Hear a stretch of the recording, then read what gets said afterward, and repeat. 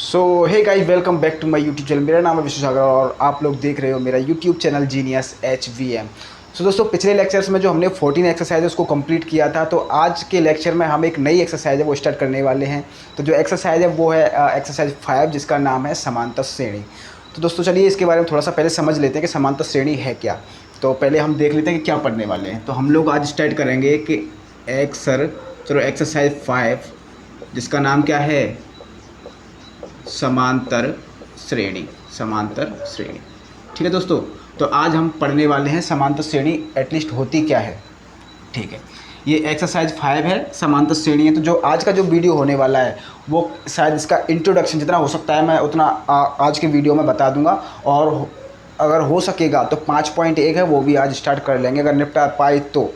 ठीक है, तो पहले समझ लेते हैं कि अगर प्रश्नावली का नाम है समांतर श्रेणी, तो समांतर श्रेणी होती क्या है पहले वो समझते हैं। ठीक है, तो यहाँ पर मैं समांतर श्रेणी लिख लेते हैं पहले, है ना। समांतर श्रेणी, समांतर श्रेणी।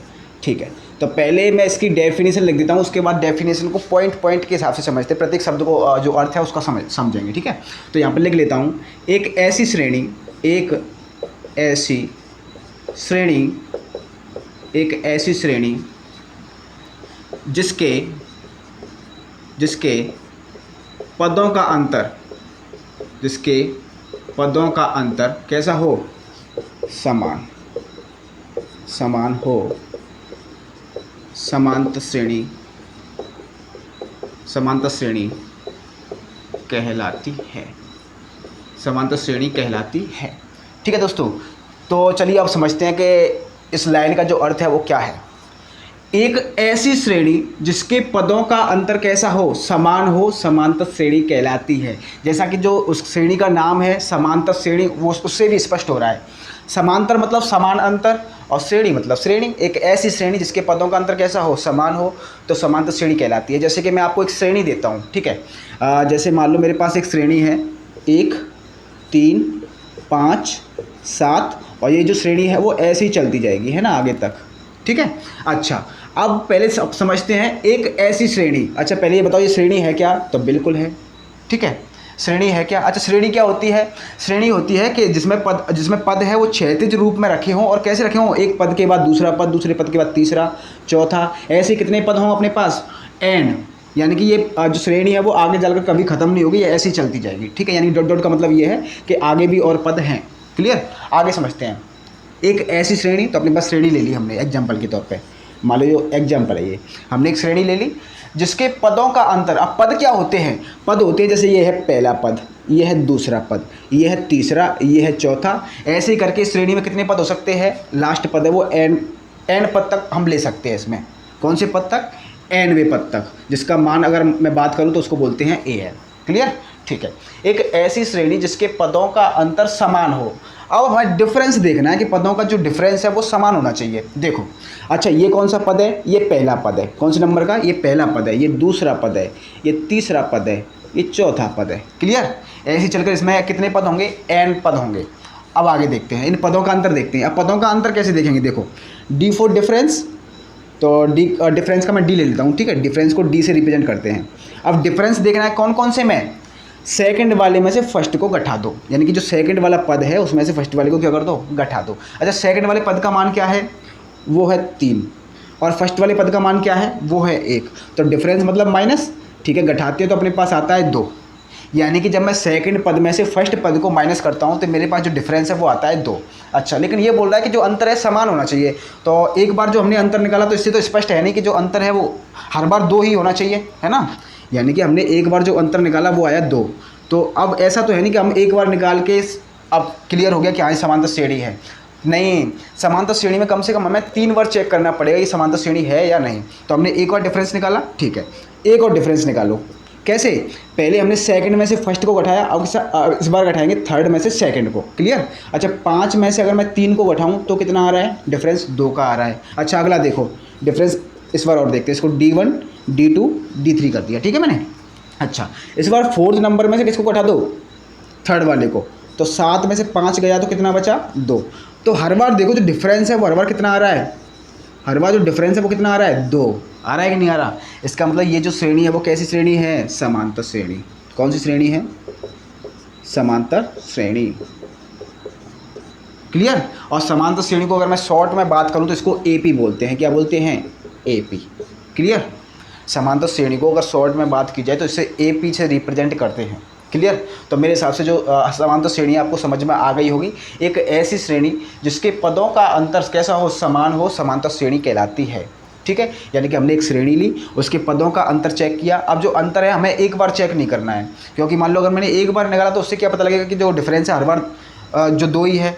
तो हमने कम से कम 3 बार चेक करना है। अगर प्रत्येक बार जो डिफरेंस है वो 2 आता है, इसका मतलब समांतर श्रेणी है। अगर डिफरेंस है 2 से अलग आता है, 2 या 3 या 5 या कुछ भी आता है एक्स्ट्रा में, तो वो समांतर श्रेणी नहीं होगी। ठीक है? तो हमने चेक किया कि सेकंड वाले पद में से पहले वाले को घटाया तो 2 आया, फिर थर्ड वाले में से सेकंड को घटाया तो 2 आया, और फोर्थ वाले में से फिफ्थ को इसको घटाया थर्ड वाले को, तो भी जो डिफरेंस है 2 आया। कहने का मतलब ये है कि प्रत्येक कंडीशन में जो डिफरेंस है, यानी कि प्रत्येक पदों के बीच में डिफरेंस है वो कितने का आ रहा है? 2 का। इसका मतलब ये जो श्रेणी है वो कौन सी श्रेणी है? समांतर श्रेणी। समांतर श्रेणी को किससे रिप्रेजेंट करते हैं? एपी से। क्लियर? ठीक है, आगे चलते हैं। तो मेरे हिसाब से जो समांतर श्रेणी है आपको क्लियर हो गई होगी समांतर श्रेणी होती क्या है। ठीक है, आगे चलते हैं।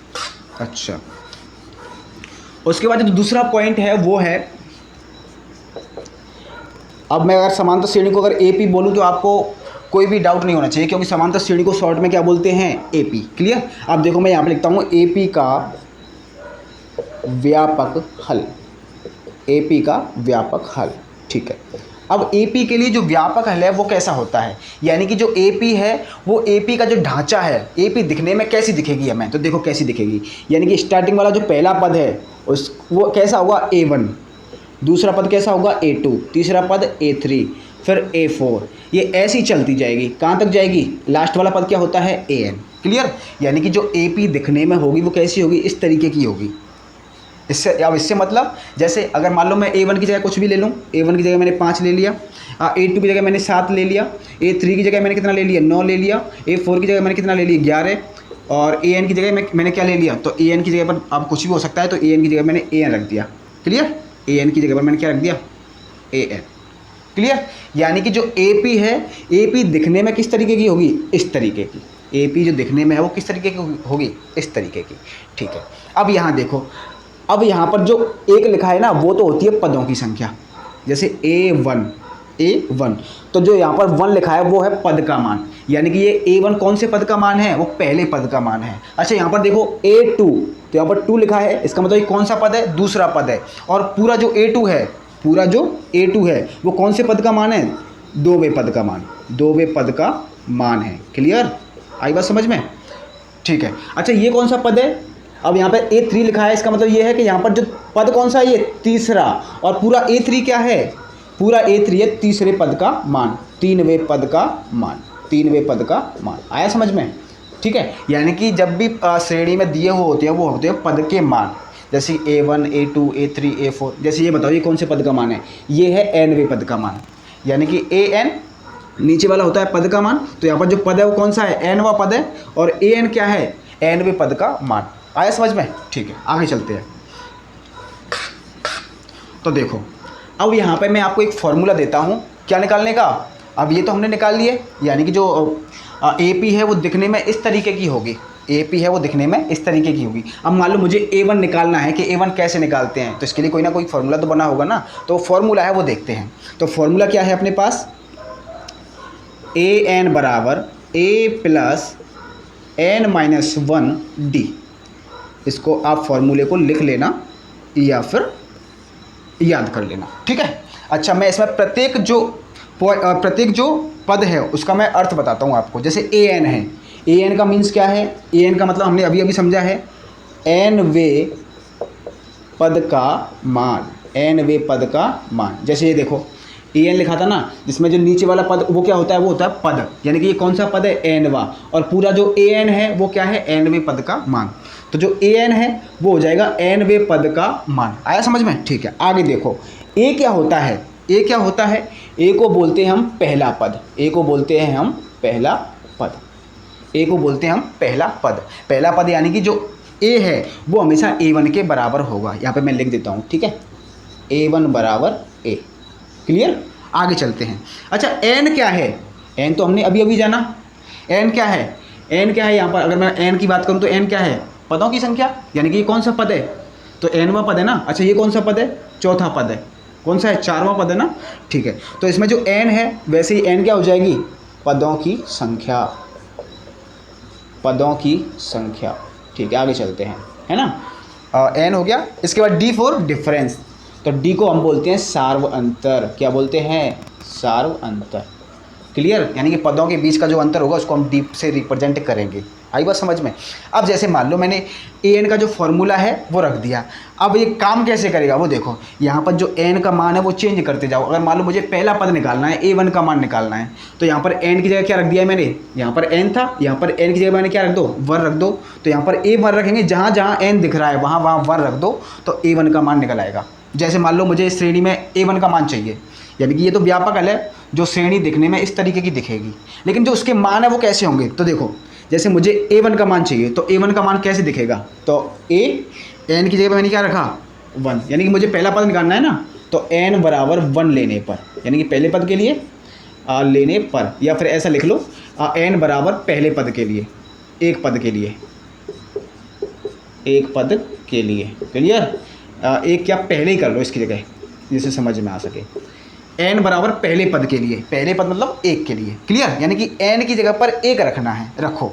तो जहाँ जहाँ एन दिख रहा है इस फॉर्मूले में एक रखते जाओ, तो ए वन का जो मान है वो आ जाएगा अपने पास, ठीक है, रखो।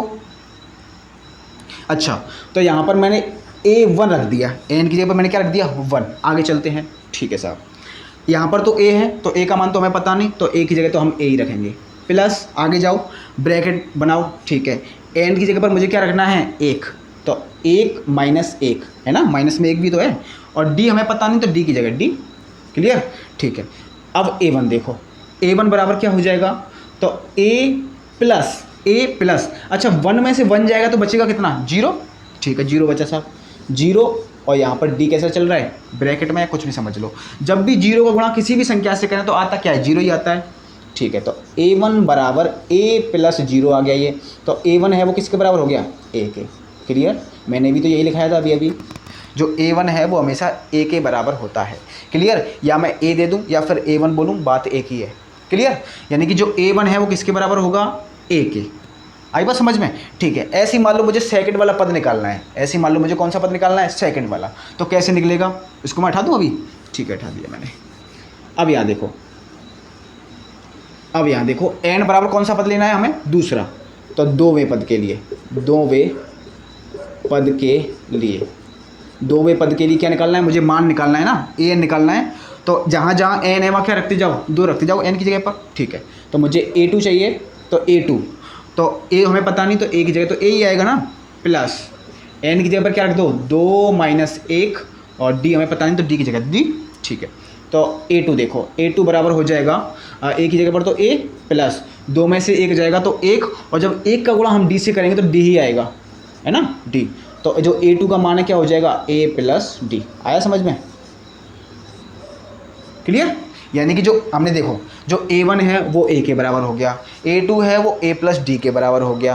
तो यहाँ से देखो हमें ए वन ए टू के मान मिलते जा रहे हैं, ए वन का मान मिल गया ए टू का मान मिल गया ए प्लस डी, ठीक है। ऐसे ही ए थ्री का मान देखना है, ए थ्री का मान देखेंगे, है ना। इसको उठा दूँ मैं, ए थ्री का मान देखते हैं इस बार, है ना। तो ए थ्री का मान कैसे लिखेंगे, यहाँ पर एन बराबर क्या रख दो, तीन, यानी कि ए एन बराबर तीन लेने पर, ठीक है। यहाँ पर मैं लिख दिया एन बराबर क्या लेने पर, तीन लेने पर। तो जहाँ जहाँ एन दिख रहा है वहाँ तीन रखते जाओ।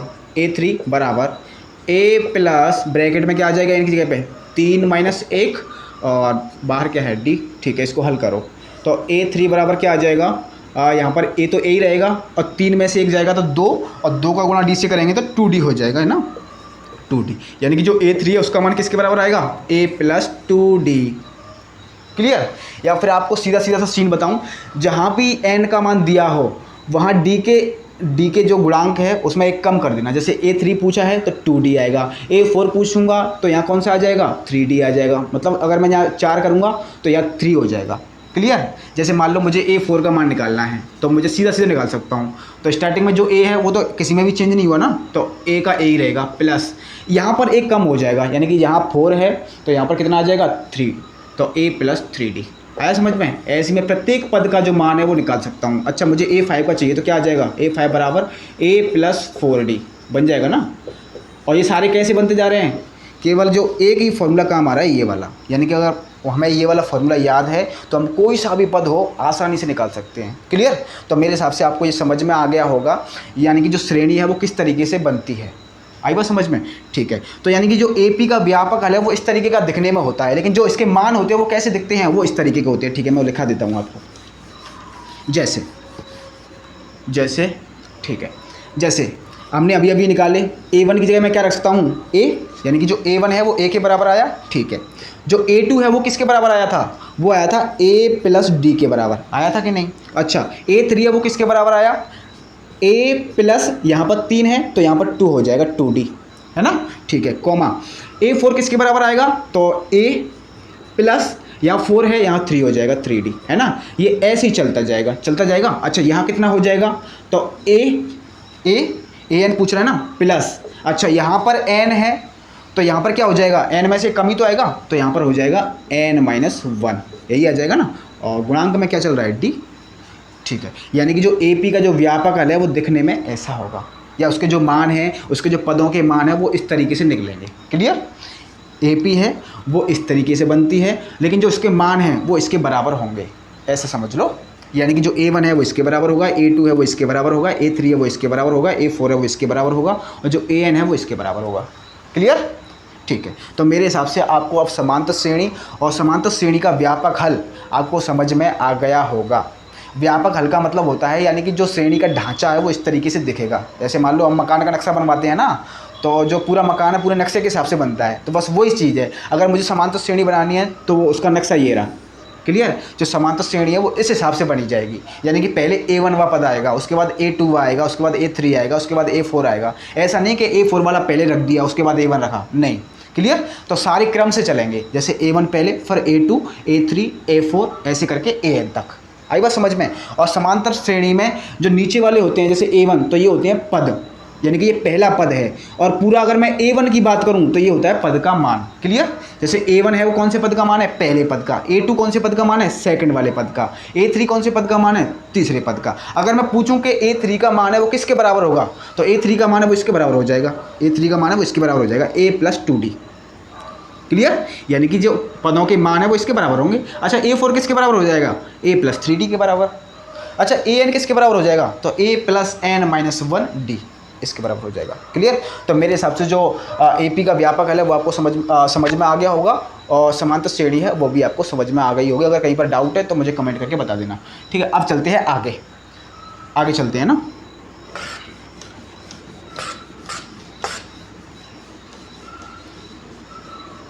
अब जो 5.1 है वो स्टार्ट करते हैं, क्योंकि 5.1 में पूरी प्रश्नावली में बस केवल एक ही फॉर्मूला यूज हुआ है, वो भी AN का। तो समझते हैं कि 5.1 में क्या है। ठीक है, तो मैं क्वेश्चन यहाँ से पढ़ूंगा। जैसा कि आप जानते हो कि क्वेश्चन तो मैंने इसमें डाउनलोड कर रखी है, पूरी बुक है मेरे पास। और आप जब भी इस वीडियो को देखें तो जो अपनी बुक है, नोटबुक है, उसको जो अपनी 10th की क्लास की बुक है, ठीक है, उसको खोल के रखना, और जो आंसर है वो यहाँ से मैच करना। क्लियर? या आपको समझना है तो यहाँ से समझें, और क्वेश्चन है वहाँ से देखें। आगे चलते हैं अभी। तो 5.1 का जो पहला क्वेश्चन है वो समझते हैं। क्लियर? ठीक है, 5.1 का पहला क्वेश्चन, तो यहाँ पे मैं लिख देता हूँ कि एक्सरसाइज कौन सी चल रही है, एक्सरसाइज 5.1। क्लियर? पहला क्वेश्चन है। ठीक है, पहला क्वेश्चन देखो क्या कह रहा है कि निम्नलिखित स्थितियों में से किन स्थितियों में संबंध संख्याओं की सूची AP है और क्यों। ठीक है, यानी कि ये बोल रहा है कि इसने हमें कुछ क्वेश्चंस दे रखे हैं, वो थ्योरेटिकल है, यानी कि उसकी थ्योरी दे रखी है हमें। तो पहले हमें उसकी एक श्रेणी बनानी है। अब श्रेणी तो कैसी भी हो सकती है, ज़रूरी नहीं कि समांतर ही हो, वो कैसी भी हो सकती है। ठीक है, फिर पहले हमें श्रेणी बनानी है, उसके बाद हमें पता लगाना है कि वो समांतर श्रेणी है या नहीं। ठीक है, अगर वो बोल रहा है कि अगर AP है तो पूछ रहा है कि इसका रीजन दो कि क्यों है। क्लियर? तो सारा काम कर देंगे। ठीक है, तो फर्स्ट का जो फर्स्ट क्वेश्चन है, पहले का फर्स्ट वाला, उसको पढ़ते हैं। ठीक है, ये बोल रहा है कि प्रत्येक किलोमीटर के बाद टैक्सी का किराया, जबकि प्रथम किलोमीटर के लिए किराया 15 रुपये है, और प्रत्येक अतिरिक्त किलोमीटर के लिए किराया है वो 8 रुपये बढ़ जाता है। क्वेश्चन है वो उसे समझते हैं। यानी कि एक टैक्सी वाला है, अगर आप जो टैक्सी वाला है उसका किराया है वो 1 किलोमीटर के लिए, यानी कि फर्स्ट वाले किलोमीटर के लिए, फर्स्ट वाला किलोमीटर समझ गए, यानी कि अगर उसमें आप 1 किलोमीटर के लिए बैठोगे तो वो 15 रुपये चार्ज करेगा। तो यहाँ पर लिख लेता हूँ कि 1 किलोमीटर के लिए, 1 किलोमीटर के लिए टैक्सी का किराया, टैक्सी का किराया कितना है, वो है 15 रुपये। कितना है, 15 रुपये। आया समझ में? ठीक है, वो बोल रहा है कि इसके अतिरिक्त आप प्रत्येक किलोमीटर के लिए जो किराया है वो 8 रुपये बढ़ जाता है। ठीक है, क्वेश्चन समझ में आ गया? तो देखो, अगर आप 1 किलोमीटर के लिए जाओगे तो आपको पे करने पड़ेंगे 15 रुपये, लेकिन इसके अलावा अगर मान लो प्रत्येक आपने 1 किलोमीटर और बढ़ा दिया कि मान लो मुझे तो 2 जाना है, तो 1 किलोमीटर के लिए 15 तो आपको देने ही पड़ेंगे, और जो एक्स्ट्रा 1 किलोमीटर आपने चला उसके लिए आपको पे करने पड़ेंगे 8 रुपये। ठीक है, यानी कि जो आप अतिरिक्त किलोमीटर घूमोगे वो 8 रुपये प्रति किलोमीटर के हिसाब से आपको पैसे देने पड़ेंगे। ठीक है, यानी कि देखो, प्रत्येक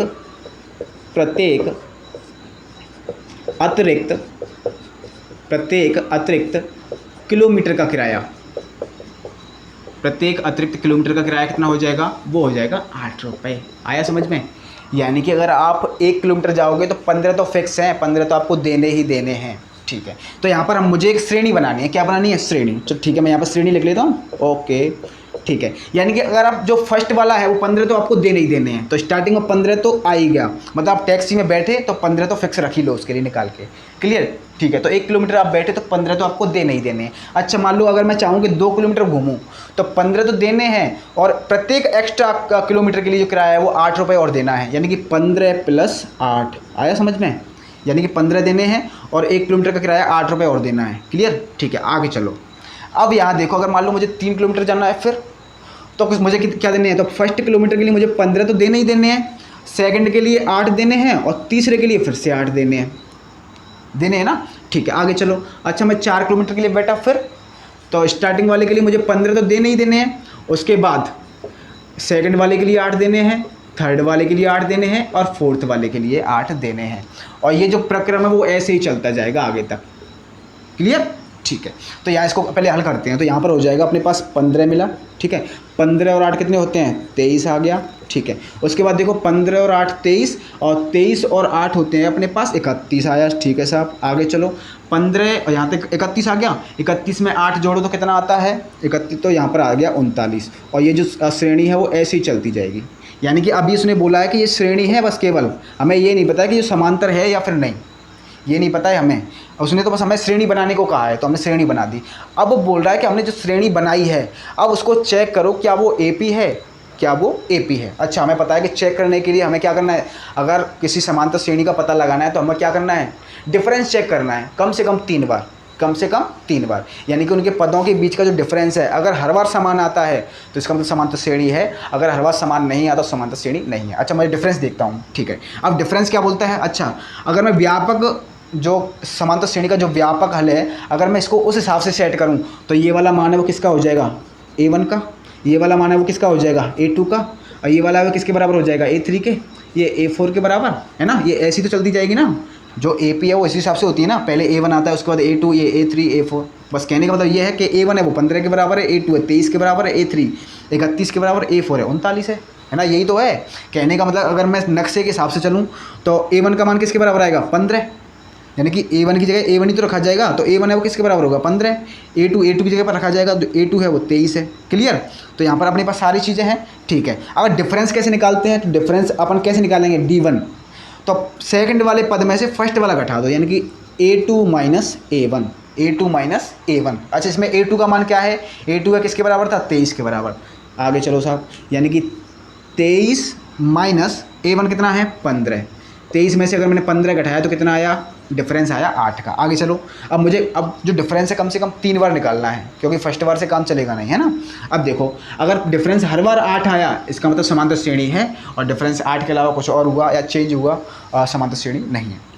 अच्छा, D2 देखो, तो सेकंड वाले में से फर्स्ट घटाया, इसके बाद थर्ड वाले में से सेकंड को घटा देंगे, मतलब एक पद आगे जाते जाएंगे। अब थर्ड वाले में से सेकंड वाले को घटाओ तो A3 - A2 है ना।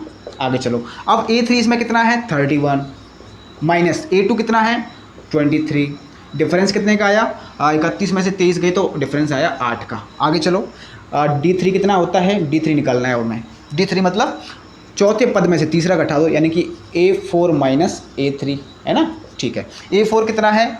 39 माइनस A3 कितना है? 31, डिफरेंस करो 8 का। अच्छा, अब मैं आपसे पूछता हूँ क्या ये समांतर श्रेणी है? तो देखो हर बार जो डिफरेंस है कितने का आ रहा है? 8 का आ रहा है ना। अतः अब यहाँ पर देखो क्या लिखेंगे, अतः तो हमें यहाँ पर डिफरेंस कैसा आ रहा है? हर बार समान आ रहा है। तो वो पूछ रहा था, अब हमें ये तो पता लग गया कि ये समांतर श्रेणी है, तो वो रीजन और पूछ रहा था, रीजन पूछ रहा था ना कि क्यों है समांतर श्रेणी, तो उसके लिए एक रीजन देना है। तो देखो रीजन क्या लिखेंगे? रीजन लिखेंगे अतः यहाँ D का मान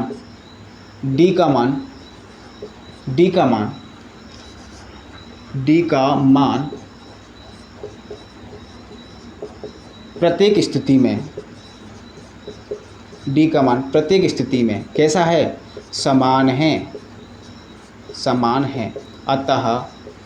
अतः यह श्रेणी एक AP है। अतः यह श्रेणी एक AP है। आई बात समझ में? यहाँ D का मान प्रत्येक स्थिति में कैसा है? समान आ रहा है, मतलब हर बार 8 आ रहा है। अतः समान है। अतः जो श्रेणी दी गई है वो कैसी है? एक AP है। AP मतलब समांतर श्रेणी है।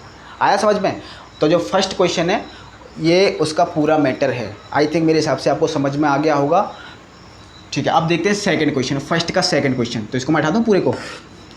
फर्स्ट का जो सेकंड क्वेश्चन है उसे देखते हैं क्या कह रहा है।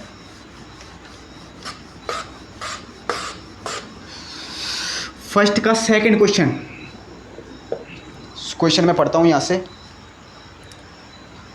फर्स्ट का सेकंड क्वेश्चन देखो, किसी बेलन में उपस्थित हवा की मात्रा जबकि वायु निकालने वाला पंप प्रत्येक बार बेलन की शेष हवा का 1/4 भाग बाहर निकाल देता है। पहले क्वेश्चन समझते हैं। ये बोल रहा है कि अपने पास एक बेलन है। ठीक है, बेलन बना लूँ। बेलन होता कैसा है? बेलन ऐसा ही तो होगा, बेलन दिखने में ऐसा ही तो होगा ना। ठीक है, अब इस बेलन में क्या भरी हुई है? हवा भरी हुई है, एयर। क्लियर? इस बेलन में क्या भरी हुई है? पूरे में एयर भरी हुई है। अब देखो, अब वो बोल रहा है कि मेरे पास एक पंप है और उस पंप से मैं हवा निकालता हूँ इस बेलन से। ठीक है, बेलन से मुझे हवा निकालनी है। तो वो बोल रहा है कि जो हवा निकलती है, अब मान लो जो बेलन है पूरा किससे भरा हुआ है? हवा से भरा हुआ है। अब वो बोल रहा है कि अगर मैं एक बार पंप मारता हूँ तो जो पंप द्वारा निकली हुई हवा है वो इस पूरे की 1/4 भाग बाहर निकल जाता है। कितना? 1/4 भाग, यानी कि इसमें जितनी भी एयर भरी हुई है उसका 1/4 भाग है वो बाहर निकल जाएगा एक पंप मारने पर। ठीक है, अच्छा पहले अब देखो, तो इसमें मुझे कुछ ना कुछ हवा तो मारनी पड़ेगी ना। अगर मान लो इसमें बेलन में मुझे हवा भरी है तो मुझे क्या पता कितनी भरी है, तो पहले जो हवा है उसको मान लेते हैं। अब आप अपने हिसाब से कुछ भी मान सकते हो। मैं यहाँ पर मान के चलता हूँ कि इसमें जो हवा है मान लो पूरी 1 है। कितनी है? 1 है। ठीक है, अब यहाँ देखो, माना अब मान के चलना है ना। आप अपने हिसाब से कुछ भी मान सकते हो, मैंने 1 माना है। माना बेलन में कुल हवा, बेलन में कुल हवा कितनी है? 1 है। कितनी है? ठीक है, 1 मान ली। अब वो बोल रहा है कि मान लो मैं इसमें फर्स्ट बार पंप मारता हूँ, तो पंप अगर मैंने पंप मारी है तो पंप एक बार में कितनी हवा निकालती है? इसमें जितनी भी एयर है उसका 1/4 भाग बाहर निकालती है। ठीक है, अब देखो, अब पहली बार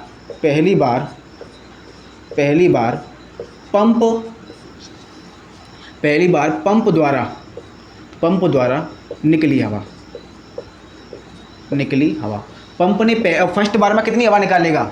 यानी कि कुल हवा का 1/4, यानी कि 1 का 1/4 कैसे निकालेंगे? 1 का 1/4, इसमें 1/4 का क्या कर दो? गुणा कर दो, तो 1/4 आ जाएगा। ठीक है, 1 का 1/4 कितना होता है? तो 1 का 1 से गुणा करेंगे तो 1 और नीचे आता है 4। यानी कि अगर मैं 1 का 1/4 निकालूँ तो वो भी 1/4 है। यानी कि अगर मैंने फर्स्ट बार इसमें पंप मारूंगा तो इसमें से 1/4 भाग है वो बाहर निकल जाएगा। 1/4 भाग है वो कितना निकल जाएगा? बाहर निकल जाएगा। यानी कि जो इतना हिस्सा है वो हवा का बाहर निकल गया 1/4, फर्स्ट बार पंप मारने पर 1/4 भाग बाहर निकल गया। अच्छा, अब इसमें से ये तो बाहर निकला है तो इसमें बचेगी कितनी? तो इसमें से जो बाहर निकला इसको घटा दो, जो भी घटा के आएगा वो सारी इसमें बचेगी ना। ठीक है, तो यहाँ देखते हैं, तब बेलन में शेष हवा, अच्छा बेलन में हवा कितनी बचेगी, क्योंकि 1/4 तो बाहर निकल गई, तो पहले मेरे पास एक थी, उसमें से 1/4 तो बाहर निकल गई, तो एक में से अगर मैं बाहर निकलने वाली हवा को घटा दूंगा तो वो अपनी जो हवा है वो आ जाएगी। अच्छा यहाँ देखो ये भिन्न है, ये भिन्न नहीं है, तो उसके नीचे 1 लगा लो, है ना। अब एलसीएम लेंगे, तो एलसीएम कितना आया 4, और जब 1 का भाग 4 में दूंगा तो 4 बढ़ जाएगा, और 4 का गुणा 1 से करूँगा तो वहाँ भी 4 आएगा, 4 माइनस, और 4 का भाग 4 में देंगे तो 1 बार, और 1 का गुणा 1 से करेंगे तो 1, यानी कि अब जो इसमें हवा बची है वो बची है 3/4। क्लियर, यानी कि पहले इसमें 1 हवा थी, टोटल हवा 1 थी, मैंने एक बार पंप मारी, तो पंप मारने से जो इसका 1/4 है वो बाहर निकल गया, तो बाहर निकल गया ना, तो बाहर निकलने के बाद अब इसमें जो शेष हवा है वो कितनी बची, वो बची 3/4, यानी कि उसमें से इतना हिस्सा तो बाहर निकल ही गया, तो एक में से ये घटा देंगे तो जो बचा कुचा हिस्सा है वो ये बचा। क्लियर, ठीक है। तो यहाँ पर देखो फर्स्ट बार अगर पंप मारने पर जो हवा शेष बची इसमें तो वो बची है 3/4। अच्छा, अगर मान लो ये तो फर्स्ट बार का हो गया, अब मुझे सेकंड बार पंप मारनी है, ठीक है। तो यहाँ देखो दूसरी बार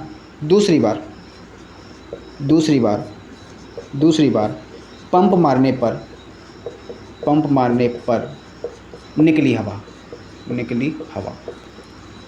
मारने पर निकली हवा। अच्छा, अब मैं जानता हूँ कि प्रत्येक बार अगर मैं पंप मारता हूँ तो उसमें जो हवा होती है उसका 1/4 भाग बाहर निकलता है। अच्छा, अब पहले उसमें 1 थी, लेकिन अब जो हवा है उसमें कितनी रह गई, 3/4 ही तो रहेगी ना अब इसमें हवा, तो अब जो हवा बाहर निकलेगी वो इसका 3/4 निकलेगी, यानी कि इतनी हवा है ना, तो कुल इसमें इसका 1/4 भाग बाहर निकलेगी। ठीक है, तब देखो बाहर निकली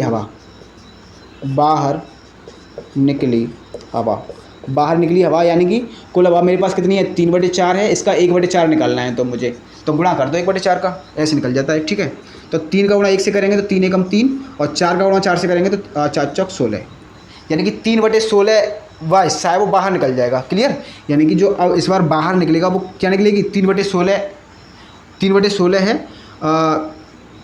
3/16वां भाग जो इसका बाहर निकल जाएगा। ठीक है, अच्छा ये तो बाहर निकल गया, तो उसमें बचा कितना, तो यहाँ पर देखो शेष बची हवा।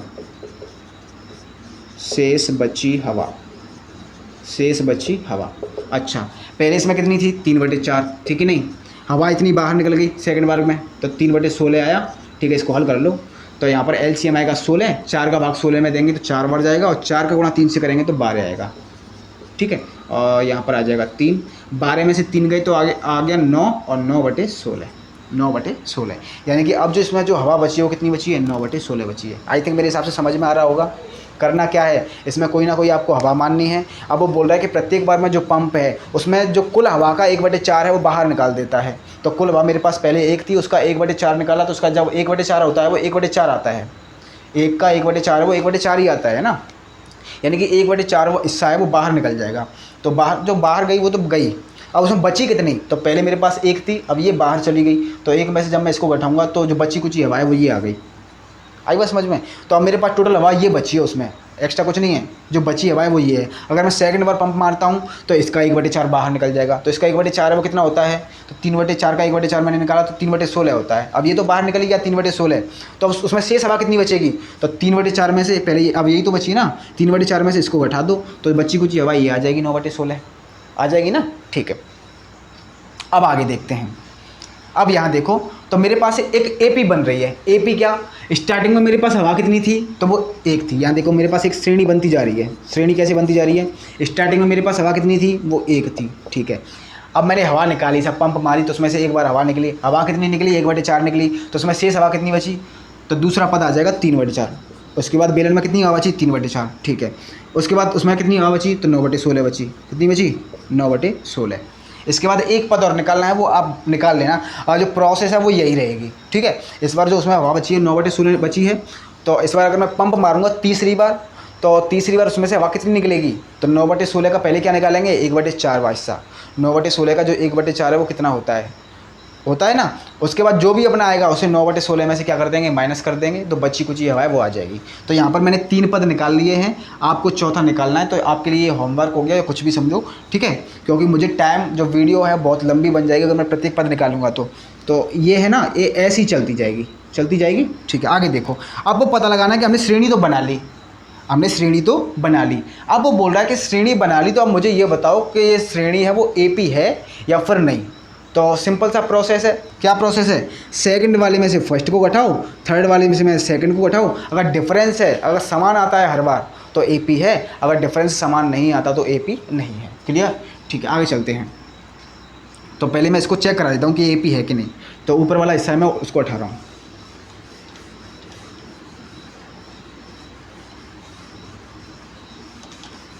ठीक है, इसको देखो। अब मेरे पास 1/3/4, तो मुझे D1 निकालना है, मतलब डिफरेंस पहला निकालना है। कैसे निकालेंगे? A2 में से A1 को घटा दो। यहाँ पर A2 ये है, A1 ये है। A1 मतलब पहला पद और A2 मतलब सेकंड वाले पद का मान। ठीक है, A2 कितना है मेरे पास? 3/4 माइनस A1 कितना है? 1। इसमें से घटाओ तो LCM लेंगे तो 4 आया। 4 का 4 में भाग देंगे तो एक बार, और 1 का गुणा 3 से करेंगे तो 3 आएगा, है ना। और 1 का भाग 4 में देंगे तो 4 बार ही जाएगा, और 4 का गुणा 1 से करेंगे तो 4 का गुणा 1 से करेंगे तो 4 आया। डिफरेंस कितने का आया? -1/4। यहाँ पर देखो 3 कैसा है प्लस का, 4 कैसा है माइनस का, तो जो बचेगा वो माइनस का एक्स्ट्रा है ना एक, तो माइनस का 1/4 आया डिफरेंस। ठीक है, अब सेकंड वाला देखो, D2 निकालना है मुझे। आगे देखो, तो D2 कैसे निकालेंगे? 9/16, यानी कि तीसरे पद में से दूसरा पद घटा दो, और 3/4 ऐसे ही आएगा ना। आगे देखो, LCM लो, कितना आएगा? 16 आएगा। ठीक है, अब 16 का 16 में भाग देंगे तो कितनी बार जाएगा? एक बार, और 1 का गुणा 9 से करेंगे तो 9 ही आएगा, तो 9 माइनस। ठीक है, 4 का 16 में भाग दो, 4 चौक 4 बार जाएगा, और 4 का गुणा 3 से करेंगे तो 12, है ना। अच्छा, अभी देखो 12 माइनस का है, 9 प्लस का है, तो बचेगा कितना? माइनस का 3 एक्स्ट्रा है। ठीक है, नीचे क्या है? 16। नीचे क्या है? 16। नीचे क्या है? 16, है ना, यही है ना। 9/16 और 3/4, यही आ रहा है क्या? 9/16 और 3/4, 3/16 और 9/4। हाँ, तो यहाँ पर देखो जो डिफरेंस है वो देखो समान आ रहा है क्या? पहले D1 है वो ये आया, D1 ये आ रहा है, और D2 ये आ रहा है। मुझे ये बताओ कि दोनों जो भिन्न है वो समान हो सकती हैं क्या? नहीं हो सकती ना। अतः यहाँ पर जो D है, यहाँ पर उसने बोला कि रीजन और लिखो क्यों है, तो यहाँ पर लिखेंगे अतः यहाँ D का मान, यहाँ D का मान कैसा नहीं है? प्रत्येक स्थिति में समान नहीं है। अतः दी गई श्रेणी, अतः यह श्रेणी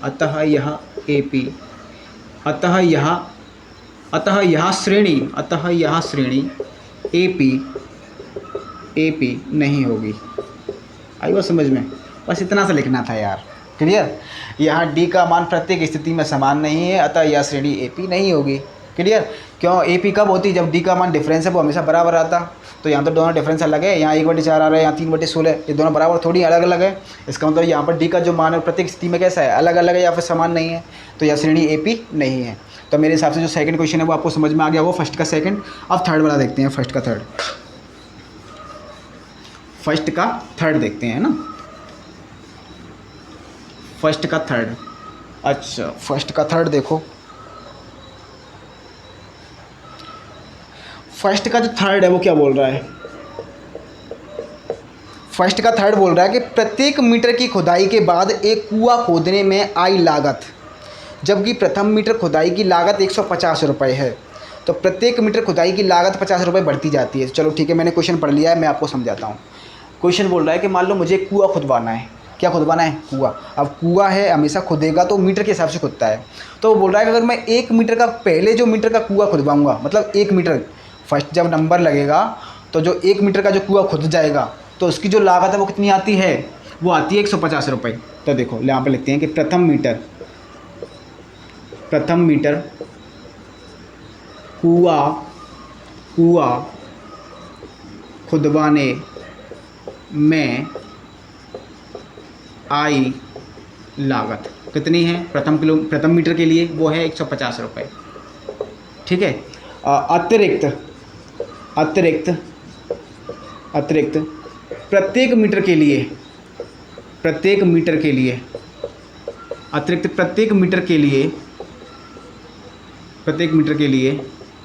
बड़ी लागत वो कितनी है? 50 रुपये। कहने का मतलब ये है, अगर जो स्टार्टिंग वाला जो 1 मीटर है ना, अगर मैं उसको खुदवाऊंगा तो मुझे 150 रुपये पे करने पड़ेंगे, और उसके बाद अगर मैं 1 मीटर और बढ़ा देता हूँ तो उसके बाद प्रत्येक मीटर का जो किराया है वो 50 रुपये बढ़ता जाएगा। क्लियर। तो यहाँ पर हमें एक AP मिल रही है। देखो स्टार्टिंग में मुझे 150 रुपये तो देने ही देने, अगर मैंने 1 मीटर खुदवाया तो। अगर मैं चाहूँ कि मुझे 2 मीटर खुदवाना है, 2 मीटर खुदवाना है तो 150 तो पहले मीटर के दो, और सेकंड वाले के 50 रुपये और बढ़ जाएंगे ना। अच्छा, मैं अगर चाहता हूँ कि मुझे तीसरा मीटर और खुदवाना है तो पहले मीटर के लिए 150 तो मुझे देने ही पड़ेंगे, उसके बाद सेकंड के 50 और दो, और थर्ड के लिए 50 और दो। ऐसा ही है ना। अच्छा, मुझे फोर्थ वाला निकालना है फिर, तो फर्स्ट स्टार्टिंग वाले के लिए 150 दो, और सेकंड वाले के लिए 50 दो, उसके बाद फिर से 50 दो, उसके बाद फिर से 50 दो। हो जाएगा ना, ये ऐसे ही चलता जाएगा। क्लियर। तो देखो ये एक मेरे पास श्रेणी बन गई ना। तो ठीक है, श्रेणी देखो, तो श्रेणी क्या बन जाएगी, 150 कोमा 150 और 50 हो गए 200, है ना। ये हो गए तुम्हारे 250, ये हो जाएंगे तुम्हारे 300, हो जाएंगे ना। तो ये ऐसे ही चलता जाएगा। अब ये मेरे पास श्रेणी है, अब वो बोल रहा है कि श्रेणी को चेक करो ये AP है या नहीं, AP है या नहीं। तो जब भी AP चेक करते हैं तो हमें डिफरेंस देखना है। तो देखो मुझे D1 निकालना है। D1 क्या होता है, A2 माइनस A1। अच्छा, इसमें A2 क्या है 200, A1 क्या है 150। तो 200 में से क्या घटा दो 150, डिफरेंस कितने का आया 50 का आया। ठीक है, D2 निकालना है मुझे, यानी कि A3 माइनस A2। अब मैं जल्दी जल्दी इसलिए बोल रहा हूँ क्योंकि ये मैंने करा चुका हूँ पहले, है ना।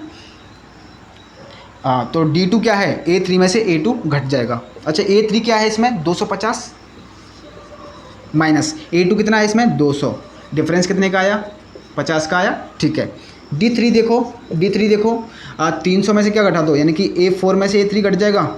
A4 क्या है इसमें 300 माइनस A3 क्या है 250। क्लियर। आगे चलो, डिफरेंस कितने का आया 50। यहाँ पर देखो डिफरेंस हर बार कैसा आ रहा है, समान आ रहा है, क्या आ रहा है ना। इसका मतलब ये AP होगी कि नहीं होगी, बिल्कुल होगी साहब। तो यहाँ पर एक उसने रीजन बोला था ना कि रीजन दो, तो रीजन लिखेंगे यहाँ D का मान कैसा है, प्रत्येक स्थिति में समान है। D का मान प्रत्येक स्थिति में कैसा है, समान है। अतः यह श्रेणी AP होगी। अतः यह श्रेणी कैसी होगी, AP है या फिर AP होगी। क्लियर। तो मेरे हिसाब से जो फर्स्ट का थर्ड है वो भी आपको क्लियर हो चुका होगा। अब देखते हैं फोर्थ नंबर देखते हैं। इसका फोर्थ नंबर देखो, फोर्थ नंबर क्या बोल रहा है। फोर्थ नंबर बोल रहा है अपने पास, वो बोल रहा है कि खाते में प्रत्येक वर्ष का मिश्र धन है, जबकि 10,000 रुपये की राशि 8% वार्षिक की दर से चक्रवृद्धि ब्याज पर जमा की जाती है। तो पहले इसमें छोटे छोटे से वर्ड हैं, उनको समझते हैं कि मिश्र धन क्या होता है। यहाँ पर 2 वर्ड आए हैं। पहले तो क्वेश्चन समझा देता हूँ मैं आपको। क्वेश्चन क्या कह रहा है, क्वेश्चन बोल रहा है कि जैसे मान लो मैंने आपको पैसे दिए, मैं आपको कुछ पैसे देता हूँ, ठीक है, ब्याज पर। अब वो बोल रहा है कि उसमें जो 1 साल की जो ब्याज है, वो मैं 8% की दर से दे रहा हूँ। अब 8% की दर क्या होती है, मतलब 100 रुपये पर मैं 8 रुपये आपसे एक्स्ट्रा लूँगा 1 साल बाद। अगर मैं आपको 100 रुपये देता हूँ तो 1 साल बाद आपको मुझे 8 रुपये एक्स्ट्रा देने पड़ेंगे, मतलब 108 रुपये देने पड़ेंगे। वो होती है दर, यानी कि 100 रुपये पर लगाई गई ब्याज, यानी कि एक्स्ट्रा रुपये, वो होती है दर। क्लियर। ठीक है, अब वो समझते हैं। अब यहाँ देखो, अब वो बोल रहा है कि स्टार्टिंग में मैं जो पैसा देता हूँ, यानी कि उसको बोलते हैं मूलधन। मैंने ब्याज पर ये पैसा उठा दिया मान लो, तो मूलधन मेरे पास स्टार्टिंग में था 10,000 रुपये। कितना था, मैंने 10,000 रुपये है वो ब्याज पर दे दिए। अब वो ब्याज है वो कितनी ले रहा है, 8% की ब्याज। ठीक है, अब ब्याज को उसको बोलते हैं दर कितनी है 8%। अच्छा, टाइम कितना है, टाइम है 1 साल के लिए दे रहा है वो। कितना है 1 साल के लिए, कितना है 1 साल के लिए। ठीक है। अच्छा, मिश्र धन क्या होता है, मिश्र धन होता है जब मान लो तुम मुझे मेरे पैसे लौटाओगे तो मुझे 10,000 रुपये तो दोगे, उसके अलावा और क्या दोगे, मेरी जो ब्याज बनेगी ना 10,000 पर वो और दोगे ना। तो यानी कि मूलधन तो मुझे चाहिए प्लस ब्याज, जो भी ब्याज आएगी, यानी कि मूलधन और ब्याज को जोड़ के जो भी अपना बनेगा वो होता है मिश्र धन। आई बात समझ में। ठीक है, यहाँ पर एक चीज़ और आई है, चक्रवृद्धि ब्याज, उसको बोलते हैं चक्रवृद्धि ब्याज। चक्रवृद्धि ब्याज क्या होती है, चक्रवृद्धि ब्याज समझते हैं। चक्रवृद्धि ब्याज ये है, जैसे मान लो मेरे पास मैंने फर्स्ट स्टार्टिंग में 10,000 रुपये आपको उधार दिए थे, आपने मुझे उसकी 1 साल बाद मुझे रिटर्न कर दिया, 10,000 रुपये दिए प्लस इसकी जो जितनी भी ब्याज बनी आपने मुझे वो दे दी। ठीक है, अब मान लो जो भी मेरे पास पैसा आया, जो और 1 साल बाद जो भी मेरे पास पैसा आएगा, मेरा मूलधन प्लस ब्याज, यानी कि जो मिश्र धन मेरा जो होगा, मैंने उसको पूरे को उठा दिया फिर से ब्याज पर, पूरे को उठा दिया। यानी कि पहले जो मेरे 10,000 रुपये वो भी उठा दिए, और जो भी ब्याज बनी थी उसको भी मैंने ब्याज पर दे दिया। मतलब ब्याज को ब्याज पर देना, ब्याज को ब्याज पर देना। यहाँ पर एक चक्र बन जाएगा ब्याज का, उसको बोलते हैं चक्रवृद्धि ब्याज, चक्रवृद्धि ब्याज। यानी कि ब्याज पर भी आप ब्याज लगाओ, उसको बोलते हैं चक्रवृद्धि ब्याज। समझ गए? ठीक है, यहाँ पर मैं छोटे छोटे से वर्डों में आपको बता देता हूँ कि ब्याज पर भी ब्याज लगना क्या कहलाता है? चक्रवृद्धि ब्याज। ब्याज पर भी ब्याज लगना, समझ गए? क्या कहलाता है? चक्रवृद्धि ब्याज कहलाता है। हालांकि ये सेटिस्फाई नहीं होगा इससे, ये मैंने आपको एक वर्ड में समझा दिया है। क्लियर? कि जो चक्रवृद्धि ब्याज होती क्या है। आप जब ब्याज पर भी ब्याज लगाना स्टार्ट कर देते हो, मतलब ब्याज से भी पैसा कमा रहे हो। पहले आपके पास 10,000 रुपये थे, ठीक है, आपने 10,000 रुपये से क्या कमाया, 10,000 रुपये लिए, उस पर ब्याज लगी, ली ना। अब आपने जो भी अपने पास मिश्र धन आया, आपने पूरे को उठा दिया ब्याज देने को, यानी कि आपको 10,000 रुपये में तो ब्याज चलेगी, प्लस ये एक्स्ट्रा रुपये आपने जो दिया है ब्याज वाला, उस पर भी आपको वो ब्याज देगा, तो उसको बोलते हैं चक्रवृद्धि ब्याज। आया समझ में? ठीक है, तो यहाँ से मैं अब इसको हटा देता हूँ। अब समझते हैं, क्वेश्चन की तरफ बढ़ते हैं। ठीक है, अब यहाँ देखो, तो स्टार्टिंग में जो मेरे पास पैसे थे वो कितने थे? 10,000 रुपये थे। मैंने 1 साल के लिए ब्याज पर दे दिए, तो देखो ब्याज है वो कितनी बनती है 1 साल की, तो 1 वर्ष की ब्याज, 1 वर्ष की ब्याज देखो कितनी बनती है। तो ब्याज का एक फॉर्मूला होता है मूलधन गुणा दर गुणा समय बटे 100। क्लियर? ठीक है, मूलधन कितना है? 10,000 रुपये, यही दे रहा हूँ ना। दर कितनी है? 8% की ब्याज है। क्लियर? ठीक है। और समय कितना है? 1 साल के लिए दे रहा हूँ, और जब भी परसेंट हटाएंगे तो नीचे क्या आ जाता है? 100। क्लियर? अब देखो इसको काटा पीटी करेंगे, तो 2 जीरो से 2 जीरो ये कट गई, और 100 से जब गुणा करेंगे, 8 का तो होता है 800, और 800 गुणा 1 से करेंगे तो भी आता है 800।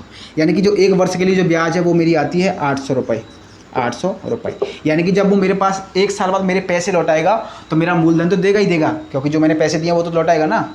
अब एक्स्ट्रा में जो ब्याज है वो कितनी देगा? 800 रुपये और देगा मुझे। तो यानी कि यहाँ पर देखो मिश्र धन कितना बन जाएगा मेरा 1 साल के लिए, 1 साल बाद मिश्र धन कितना हो जाएगा? यानी कि मेरे 10,000 रुपये तो लौटाएगा, मूलधन हो गया, प्लस ब्याज कितनी हो गई? 800 रुपये और देगा, तो अपना हो गया 10,800 रुपये। क्लियर? यानी कि देखो पहले मेरे पास स्टार्टिंग में 10,000 थे, अब मैंने पैसे कमा लिए, कितने कम गए ब्याज के? 800 रुपये और कमा लिए, तो यानी कि अब मेरी कमाई हो गई 10,800। क्लियर? अब आगे देखो, ये तो 1 साल बाद है। अच्छा अगर मैंने, अब देखो मेरे पास जो मूलधन है वो यही तो बन गया, यानी कि अब जो पूरा पैसा है वो मेरा ही है ना, पूरा मूलधन और ब्याज उसने मुझे 10,800 दिए, तो यानी कि 10,800 रुपये अब मेरे हैं, तो मैं कुछ भी करूं। ठीक है, अगर मैं चाहूं कि इस पूरे पैसे को मैं फिर से ब्याज पर उठा दूं, ठीक है, मैंने फिर से उठा दिया, तो देखो दूसरे वर्ष के लिए ब्याज, और दूसरे वर्ष के लिए जो ब्याज है वो कितनी हो जाएगी? इस बार जो मूलधन है वो बढ़ गया, 10,800 हो गया, पहले 10,000 था, अब 10,800 हो गया, है ना। गुणा दर वही रहेगी 8%, गुणा टाइम भी 1 साल के लिए दे रहा है फिर से, बटे में 100 है, 2 जीरो से 2 जीरो कट गई। ठीक है, देखो 8 का गुणा करो, 8 का गुणा 8 से करो तो 64 आता है, और 8 एकम 8, और इसका गुणा इससे करेंगे तो यानी कि इस बार जो ब्याज बनती है वो अपने पास कितनी बनती है? 864 रुपये। क्लियर? यानी कि दूसरे वर्ष के लिए जो ब्याज है वो बनती है 864। ठीक है, मैंने पैसे उसको कितना, मतलब उसको मूलधन दिया था, उधार कितना दिया था? मैंने दिया था 10,800 रुपये, वो मुझे 10,800 तो देगा ही देगा, प्लस 864 रुपये और देगा, 864 रुपये और देगा। अच्छा, यहाँ पर पहले देखो, पहले जो मेरी ब्याज आई थी वो 800 रुपये की आई थी। क्यों? क्योंकि पहले बार जो मेरे पैसे थे वो तो केवल 10,000 थे, ठीक है नहीं। इस बार जो मेरी ब्याज आई है वो आई है 864, यानी कि देखो 10,000 की 800 हो गई, और 64 रुपये एक्स्ट्रा और आए हैं ना, वो किसके आए हैं? मेरी ब्याज पर ब्याज चली है, यानी कि मैंने ये 800 रुपये भी तो उठाए थे, ये एक्स्ट्रा उठाए थे ना, तो मेरी ब्याज भी है वो भी एक्स्ट्रा बनी, तो इसको बोलते हैं ब्याज से पैसा कमाना, उसको बोलते हैं चक्रवृद्धि ब्याज। आई बात समझ में? तो देखो यहाँ पर मुझे एक श्रेणी मिल रही है। क्या मिल रही है? श्रेणी देखो मेरे पास बन रही है कि स्टार्टिंग में मेरे पास 10,000 रुपये थे। कितने थे? 10,000 रुपये थे। ठीक है, मैंने 1 साल के लिए उधार दिए, तो मैंने पैसा कमाया, कितना कमाया? 10,800 उसने मुझे दे दिए, 10,800 दिए कि नहीं दिए? ठीक है, मैंने 10,800 फिर से ब्याज पर उठा दिए, तो मेरी जो कमाई है वो कितनी हो गई? यानी कि इस बार देखो मिश्र धन कितना बन जाएगा? मिश्र धन है वो कितना आ जाएगा? यानी कि 10,800 प्लस 864, 10,800 प्लस 864 कितना हो जाएगा, 0 4 जोड़ेंगे तो 4, 0 6 जोड़ेंगे 6, 8 8 16 और 11, ये हो जाएगा 11,664। ये ऐसे ही ये प्रक्रम है वो ऐसे ही चलता रहेगा। क्लियर। अब मेरे पास एक श्रेणी बन गई। अब वो बोल रहा है कि ये जो श्रेणी बनी है वो चेक करके बताओ कि AP है या फिर नहीं। तो हम लोग जानते हैं सीधा सा फंडा है, सेकंड वाले में से फर्स्ट पद को घटा दो, थर्ड वाले में से सेकंड को घटा दो, अगर समान आए तो AP है, अगर समान नहीं आए तो AP नहीं है। अब इससे आगे का जो प्रोसेस है वो आपको ही करना है, या तो होमवर्क समझ लेना या आप कुछ भी समझना है ना। क्यों? क्योंकि सिंपल है। या फिर मैं आपको बता देता हूँ मोटी मोटी भाषा में। ये समझो, इसमें फर्स्ट कितना है 10,000। जब मैं 10,800 में से 10,000 घटाऊंगा तो अपना डिफरेंस कितने का आएगा, पहली बार 800 रुपये का आएगा ना। देखो सेकंड वाला देखो, अब थर्ड में से मुझे सेकंड घटाना है तो 11,664 है, इसमें से 10,800 जाएगा तो डिफरेंस आएगा 864 रुपये का। यानी कि इस बार जो डी का मान है हर बार चेंज हो रहा है ना। पहले डी का मान कितना आया था 800 और इस बार डी का मान है वो कैसा है 864। बताओ समान है क्या? समान नहीं है ना। तो इसका मतलब ये जो श्रेणी है वो AP नहीं होगी। क्लियर। क्यों? क्योंकि इसमें जो डी का मान है वो प्रत्येक स्थिति में कैसा नहीं है, समान नहीं है। तो आई थिंक जो अब पहला क्वेश्चन है वो आपको पूरा समझ में आ गया होगा। इसको जो AP चेक करने का तरीका है वो आपको ही करना है, क्योंकि ये बिल्कुल सरल है। ठीक है, कुछ एक्स्ट्रा है नहीं इसमें। तो चलते हैं आगे। अब देखो इसका सेकंड क्वेश्चन समझते हैं। सेकंड क्वेश्चन क्या कह रहा है इसका। फर्स्ट क्वेश्चन के चारों आपको समझ में आ गए होंगे।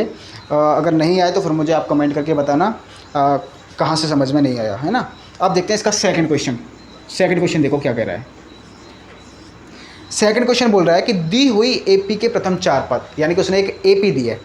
दी हुई AP के प्रथम 4 पद लिखिए, जबकि प्रथम पद A और सार्व अंतर D, सॉरी उसने A दिया है और D का मान दिया है। अब वो बोल रहा है कि इससे AP बनाओ, उसमें कम से कम 4 पद होने चाहिए। ठीक है, ये देखो पहला क्वेश्चन उसने दिया है, पहला है उसने हमें A दे दिया है कि A का मान 10 है। ठीक है, D का मान दे दिया कि D का मान भी कितना है 10 है। अब वो बोल रहा है कि एक AP बनाओ। क्या बनाओ? AP बनाओ। तो हम लोग जानते हैं कि AP कैसे बनती है। तो AP है वो इस तरीके से होती है। तो AP में पहले A1 आता है, उसके बाद A2 आता है, उसके बाद A3 आता है, उसके बाद A4 आता है। वो बोल रहा है कि AP में कम से कम 4 पद तो लिखो ही लिखो।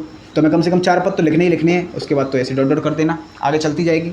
ठीक है, अब देखो मुझे A1 है वो कैसे लिखेंगे। तो A1 है वो किसके बराबर होता है। तो देखो, तो उसके लिए मैंने सिंपल सा एक फॉर्मूला है अपने पास AN का। तो AN बराबर होता है A + N - 1D। अच्छा, मुझे क्या निकालना है, पहला पद निकालना है ना। तो N बराबर क्या रख दो, 1 रख दो। तो A1 बराबर A का मान उसने दिया ये 10 प्लस N का मान मेरे पास कितना है 1 - 1, D का मान उसने कितना दिया है 10 दिया है ना। तो देखो A1 है वो अपने आप आ जाएगा। तो 10 प्लस 1 में से 1 गया तो 0, 0 को 10 से करेंगे तो भी 0 ही आने वाला है। तो A1 है वो किसके बराबर आ जाएगा 10 के। A1 आया 10 के बराबर। ठीक है, आगे देखो, अब मैं A2 निकालता हूँ। तो A2 का कैसे निकालेंगे, N का मान कितना है 2, और देखो तो N का मान क्या हो जाएगा, N बराबर जहाँ N है वहाँ 2 रखते जाओ। तो A2 बराबर A + 2 - 1D, ये हो जाएगा ना। N बराबर 2 रख दिया मैंने 1। ठीक है, तो A2 है वो किसके बराबर आ जाएगा, A का मान उसने दिया है 10 प्लस 2 में से 1 जाएगा तो 1, और 1 का गुणा D से करेंगे तो D ही आता है, और D का मान उसने दिया है 10। ठीक है, तो A2 है वो आ जाएगा 10 और 10 20। A2 है किसके बराबर आ जाएगा 20 के बराबर। ठीक है, अब मुझे निकालना है A3। क्या निकालना है, A3 निकालना है। ठीक है, A3 देखो, A3 कैसे निकालेंगे। A3 निकालेंगे अपन A + N बराबर क्या रख दो 3 - 1। ठीक है, D का मान अब D का मान उसने कितना दिया है, चलो अगली लाइन में रखेंगे। तो A3 बराबर A का मान दिया है उसने 10 प्लस 3 में से 1 गया तो 2, और 2 का गुणा D से करेंगे तो हो जाएगा 20, है ना। तो A3 बराबर आ जाएगा 30। आ गया। ठीक है, A4 देखो, A4 कैसे निकालेंगे। तो A4 क्या हो जाएगा, जहाँ जहाँ N है वहाँ 4 रखते जाओ, जहाँ जहाँ N है वहाँ 4 रखते जाओ। तो A + 4 - 1D, है ना। तो A4 बराबर जहाँ जहाँ N था वहाँ मैंने 4 रख दिया। A का मान उसने दिया ये 10 प्लस, अब 4 में से 3 गए तो 3, और D का मान कितना है 10।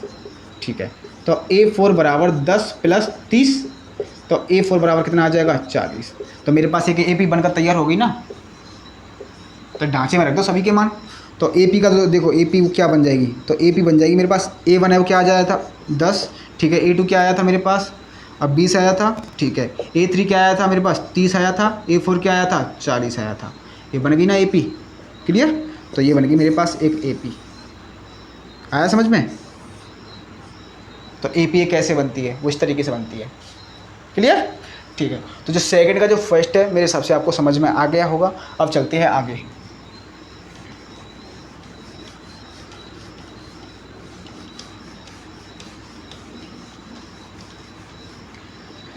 अब देखते हैं इसका सेकंड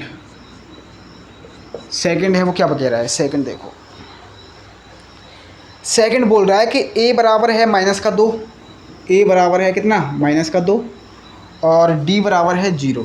d बराबर है क्या 0, d बराबर है 0। ठीक है, तो आराम से निकाल देंगे ना। अब देखो मैं आपके लिए सिंपल सा बता देता हूँ कि जो ए पी है वो कैसे बनेगी। ए पी कैसे बनेगी? ए पी बनती है अपने पास, जो A1 है किसके बराबर होता है? A1 होता है A के बराबर। ठीक है, A2 किसके बराबर होता है? A प्लस डी के बराबर। और A3 किसके बराबर होता है? A प्लस 2D के बराबर। क्योंकि ये मैंने आपको पहले ही बता दिया है। ठीक है, अगर आपने लेक्चर ढंग से पढ़ा होगा तो आपको ये समझ में आ रहा होगा कि मैं क्या लिख रहा हूँ। ठीक है, A3 क्या होता है, सॉरी A3 तो मैं लिख दिया। A4 क्या होता है? A plus 3D। 4 पद लिखने हैं ना। ठीक है, उसके बाद ये ऐसे ही चलता जाएगा ना, तो रखते जाओ। ठीक है, अब मुझे पहला पद है तो पहला पद तो यही आ जाएगा ना, तो -2। जो A1 है वो तो यही आ जाएगा। ठीक है, आगे देखो, सेकंड वाला पद है वो क्या हो जाएगा? A plus D. सेकंड वाला पद है वो क्या हो जाएगा? A plus D. तो A का मान कितना है मेरे पास? -2 प्लस D कितना है? 0। आगे चलो, उसके बाद A प्लस 2D। A कितना है मेरे पास? -2 प्लस 2D यानी कि 2 गुणा 0। ठीक है, आगे चलो, A का मान कितना है मेरे पास? -2 प्लस यहाँ पर D का मान कितना है? 3,0, 3 गुणा 0। ये ऐसे ही चलता जाएगा, है ना। इसको सॉल्व कर लो। तो देखो यहाँ पर तो -2 ही आएगा, और माइनस के 2 में 0 जोड़ोगे तो भी -2 ही आने वाला है। ठीक है, ये -2 और 2 का गुणा मैं 0 से करूँगा तो 0 ही आने वाला है, तो फिर से -2 आ जाएगा। उसके बाद देखो यहाँ भी -2 आ जाएगा। तो यानी कि ये श्रेणी है वो किस तरीके से बन जाएगी? -2 -2 -2 -2। क्लियर? बन गई ये भी मेरे पास। आया समझ में? ठीक है, क्लियर। तो जो दूसरे का सेकंड है वो भी मेरे हिसाब से आपको समझ में आ गया होगा। इसमें बस समझने वाली बात ये है कि ये चीज़ समझनी है आपको, जो कि मैंने आपको पहले ही बता दिया है। ये एपी का व्यापक हल है। क्लियर?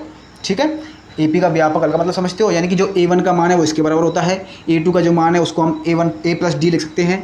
A3 है उसको हम A प्लस 2D लिख सकते हैं। A4 है उसको हम A प्लस 3D लिख सकते हैं। क्लियर? यानी कि जो मान है वो इनके बराबर होंगे। तो यहाँ पर जो मान उसने दिए थे मैंने वही चीज़ उसमें रख दी। तो A का मान है हम जानते हैं, A के बराबर होता है तो -2। A प्लस डी उसने दोनों मान रख दिए, मैंने दोनों रख दिए, तो -2 हल करके इसको हल करेंगे, मतलब इसको हल करके ये अपने पास AP बन के तैयार हो जाएगी। ठीक है, आगे चलते हैं।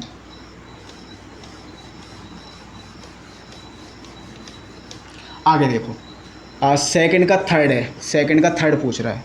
सेकंड का थर्ड 1 2 3। सेकंड का थर्ड देखो, उसने A बराबर दिया है हमें 4 और D का मान दिया है 3, -3, सॉरी -3। D का मान दिया है -3। AP लिखो। तो AP हम जानते हैं कैसी दिखती है? A plus D, A plus 2D, A plus 3D, ऐसी होती है ना। ठीक है, आगे चलते जाओ। बस मान रखते, अब कुछ नहीं करना है इसमें, बस केवल मान रखने हैं A और D के। अच्छा, जो A है वो तो यही हो जाएगा 4। ठीक है, A प्लस डी यानी कि A प्लस डी -3 हो जाएगा ना, A प्लस 2D, तो A प्लस 2D कितना है? -3। आगे चलो, ठीक है, A प्लस 3D, तो A कितना है? 4 प्लस 3 की जगह 3, D का मान क्या है? -3। क्लियर? ठीक है, इसको सॉल्व करना है। उसके बाद सॉल्व करो तो 4 का तो 4 ही रहेगा, A का मान तो मैंने इसमें रखा ही नहीं, 4 रखेंगे ना, यहाँ पर भी A का मान 4 रखेंगे। ठीक है, 4। अब यहाँ देखो, प्लस ये है और ये माइनस है, दोनों कैसे चिन्ह गुणा में हैं, और जब भी चिन्ह गुणा में हो तो चेंज हो जाते हैं। यहाँ पर देखो, प्लस और माइनस का जब भी गुणा होगा तो माइनस में चेंज हो जाएगा, तो 4 - 3 आ जाएगा यहाँ पर, 4 - 3। ठीक है, आगे चलो, यहाँ देखो 4 की तो 4, यहाँ देखो प्लस, पहले इसको सॉल्व कर दें।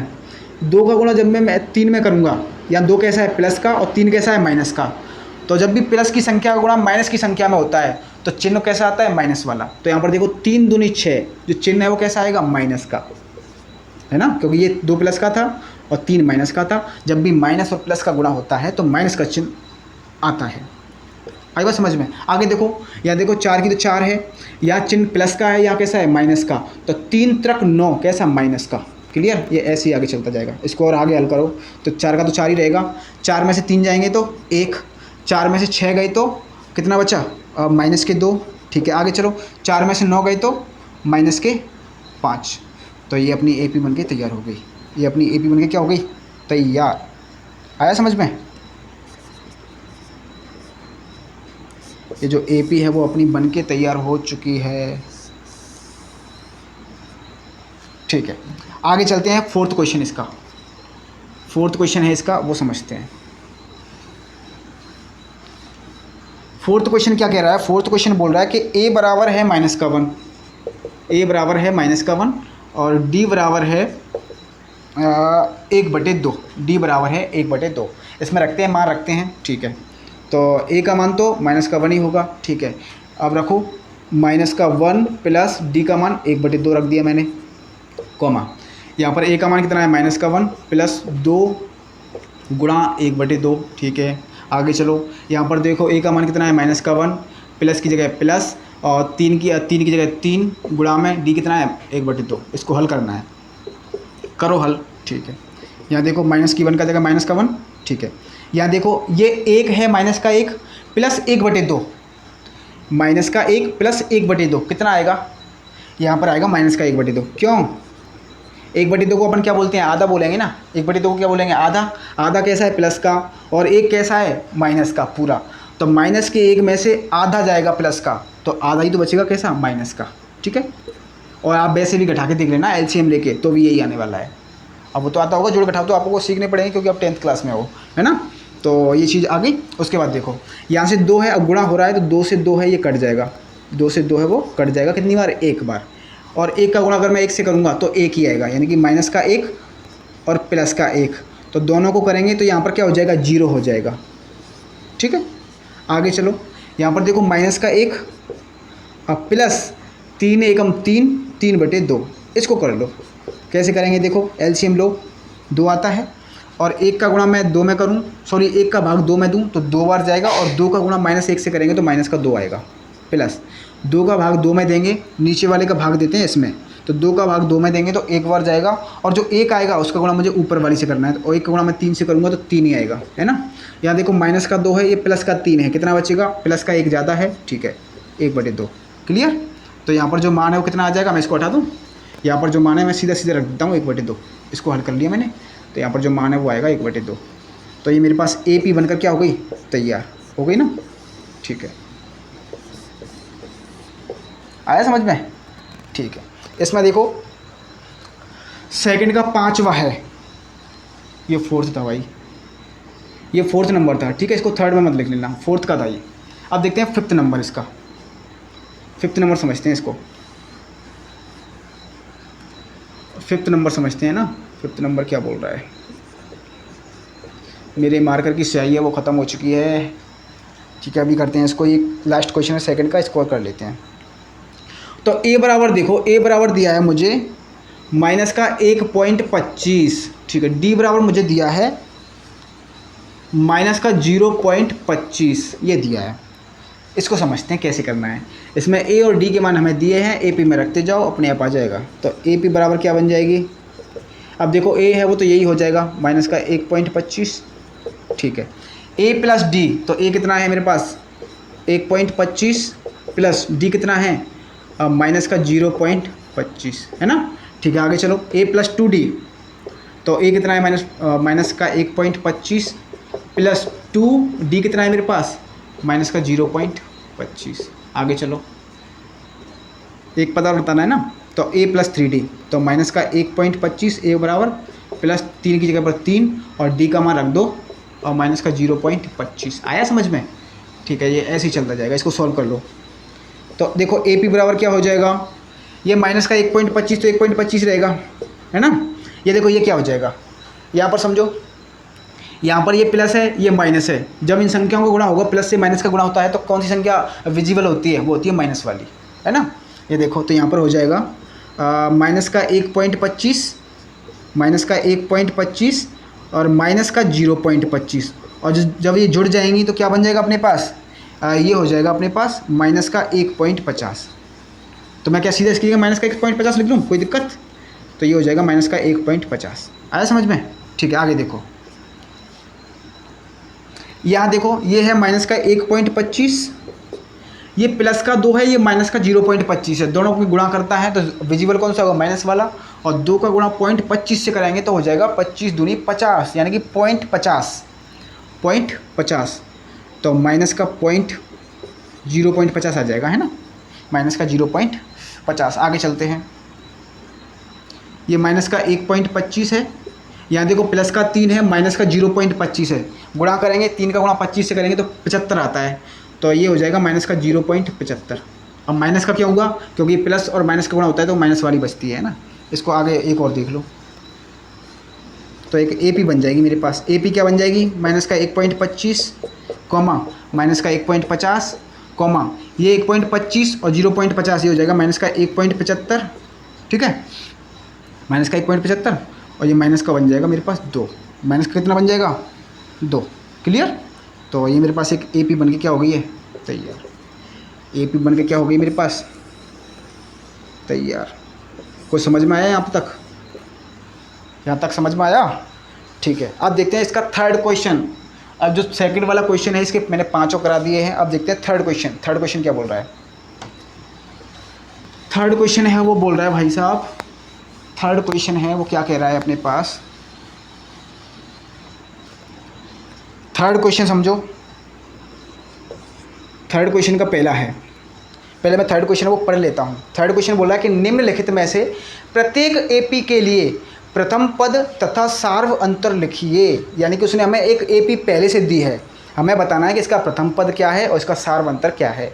ठीक है, अब ये तो कन्फर्म है कि वो जो श्रेणी दे रहा है वो कन्फर्म AP है। ठीक है, तो पहले देखो, फर्स्ट नंबर पर उसने दिया है 3,1 -1 और -3, तो ये उसने दे दिया हमें। अब इसमें अच्छा मुझे बताओ कि जो A1 है वो किसके बराबर होता है? A के होता है कि नहीं? जो A1 है वो किसके बराबर होता है? और वो बोल रहा है कि प्रथम पद तो यही होगा ना, A1। तो जो A है वो क्या हो जाएगा मेरे पास? A बराबर हो जाएगा 3। समझ में आया? A1 मतलब प्रथम पद A1। A1 क्या होता है? A1 ही तो होता है प्रथम पद। और A1 किसके बराबर होता है? A के। और A बराबर क्या होता है? 3। ठीक है, अच्छा D कैसे निकालते हैं? सेकंड में से फर्स्ट को घटा दो, यानी कि A2 में से A1 को घटा दो। ठीक है, A2 कितना है इसमें? 1 और A1 कितना है इसमें? 3। घटाओ तो यहाँ पर आएगा 2। अच्छा, अब आप सोचोगे कि सर आपने यहाँ पर एक बार ही क्यों किया? क्योंकि मैंने एक बार इसलिए किया क्योंकि उसने जो श्रेणी दी है वो पहले से क्या बनी हुई है? AP है, तो हम इसको चेक थोड़ी कर रहे हैं, हमें तो D निकालना है ना।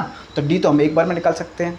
अगर वो बोलता कि इसको चेक भी करिए कि ये AP है कि नहीं, तो हमें कम से कम 3 बार D निकालना होता। लेकिन ये तो पहले से ही AP दी है उसने, तो बार बार हम D थोड़ी निकाल लेंगे, एक बार निकाल दिया हमने। क्लियर? क्योंकि ये पहले से उसने AP दी है, तो इसमें जो D का मान है वो कितना आया? D बराबर आया -2। क्लियर? A का मान 3 और D बराबर आया 2। आगे समझते हैं इसका सेकंड समझो। सेकंड क्या बोल रहा है? सेकंड वाला दिया है उसने -5। पहले मैं ये देख लूँ कि अपना कैमरा है वो चालू है कि नहीं, चल रहा है कि नहीं चल रहा। ठीक है, चल रहा है। तो इसे ये है -5, -1, -3, -7 और ये इस तरीके से चलता जाएगा। चल रहा है ना? ठीक है, अब देखो, अच्छा मुझे ये बताओ इसमें प्रथम पद कौन सा है? प्रथम पद आगे वाला है, तो यानी कि A का मान क्या हो जाएगा? -5। A का मान तो सिंपल है। ठीक है, आगे देखो D का मान कैसे निकालेंगे? D का मान जानते हैं हम, सेकंड वाले में से फर्स्ट वाले को घटा दो। घटाओ, A2 कितना है इसमें? -1। ठीक है, अब मुझे घटाना है तो घटाने का चिन्ह लगाओ पहले। तो A1 कितना है? -5, एक और है तो -5 आ गया। अब यहाँ देखो सर, यहाँ पर तो 2 चिन्ह आ गए ना, यहाँ पर तो 2 चिन्ह आ गए, तो ये तो घटाने वाला है, ये तो घटाना ही घटाना है। और यहाँ पर जो A1 का मान है वो -5 और है, यानी कि ये तो A1 के मान में पहले से चिन्ह था, ये तो वो है, ये मेरे घटाने वाला है। ठीक है, इसको सॉल्व करेंगे। यहाँ देखो -1, अब यहाँ माइनस है, अंदर भी माइनस, यानी कि माइनस का क्या हो रहा है? गुणा हो रहा है। तो जब मैं बता रहा हूँ कि जब गुणा होता है तो चेंज हो जाता है, तो माइनस हो जाता है प्लस।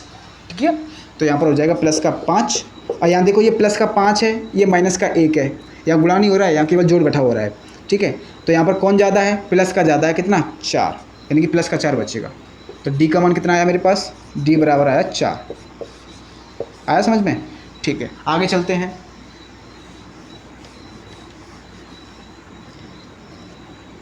थर्ड क्वेश्चन समझो। थर्ड क्वेश्चन है मेरे पास 1/3, 1/3, 5/3, 9/3, 13/3। क्लियर। आगे चलते हैं, ये ऐसे ही चलता जाएगा। ठीक है, अब देखो हम लोग जानते हैं कि पहला पद कौन सा होगा, इसमें 1/3 होगा, वो तो सिंपल है। पहला पद पूछ रहा है मतलब A1 है, तो A1 तो यही होगा। आगे चलते हैं, डी का मान पूछ रहा है, डी का मान कैसे निकालते हैं, सेकंड वाले में से फर्स्ट को घटा दो। सेकंड वाला क्या है 5/3, ठीक है, 5/3 में से क्या घटा दो 1/3, घटाओ एलसीएम लो, तो एलसीएम आएगा 3, 3 का 3 में भाग देंगे तो एक बार जाएगा, और 1 का गुणा इसमें करेंगे तो 5 ही आएगा।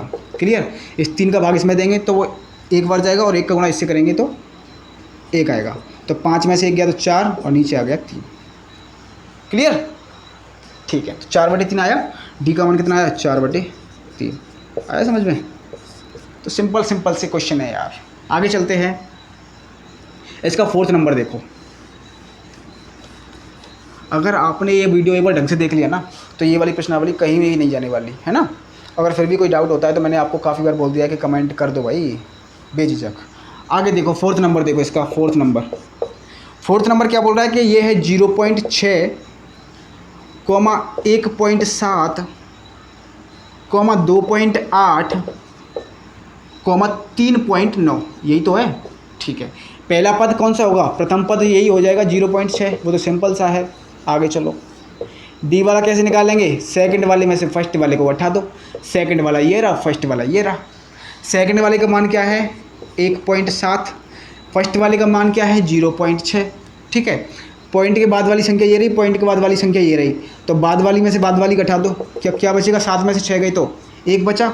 ठीक है, अब पॉइंट से पहले आ जाओ, तो 1 में से क्या घटेगा 0, तो पॉइंट की जगह पर पॉइंट, और 1 में से 0 गया तो 1, यानी डी का मान क्या आ जाएगा 1.1। आया समझ में। यानी कि जो थर्ड क्वेश्चन है वो कंप्लीट हो चुका है। अब देखते हैं 4th क्वेश्चन, यानी कि लास्ट एंड फाइनल क्वेश्चन इस प्रश्नावली का 5.1 का। 5.1 का लास्ट क्वेश्चन चल रहा है अपने पास।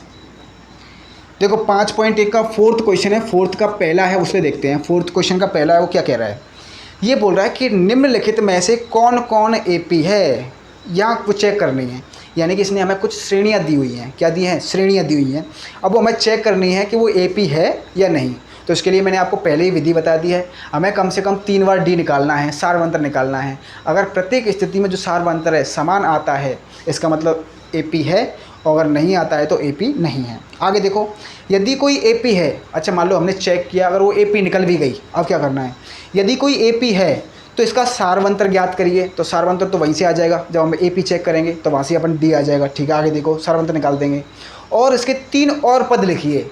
अगर वो एपी है तो 3 एक्स्ट्रा पद और लिखने हैं। समझो कैसे करना है। अब इसमें देखो पूरे क्वेश्चन है मेरे पास, इसमें तो बहुत सारे हैं भाई, 11, 12, 13, 14, 15 क्वेश्चन है ना। चलो ठीक है, समझते हैं कैसे करेंगे, सारे हो जाएंगे। जल्दी जल्दी समझो। पहला देखो, पहला क्वेश्चन है 2, 4, 8, 6, 2, 4, 8, 6। अच्छा मुझे इसे चेक करना है, पहले तो हमें देखने का ये एपी है भी या फिर नहीं। तो चेक करने का सिंपल सा फंडा है, D1 निकालो, D2 निकालो, D3 निकालो, है ना। D1 क्या होता है, A2 में से A1 को कर दो, और D2 क्या होता है, A3 में से A2 को निकाल दो, और ये क्या होता है, A4 में से A3 को कर दो। करो इनको। ठीक है, A2 क्या है 4, A1 क्या है 2, ठीक है, A3 क्या है, ये कितना आ जाएगा सॉल्व होके, 4 में से 2 गए तो 2।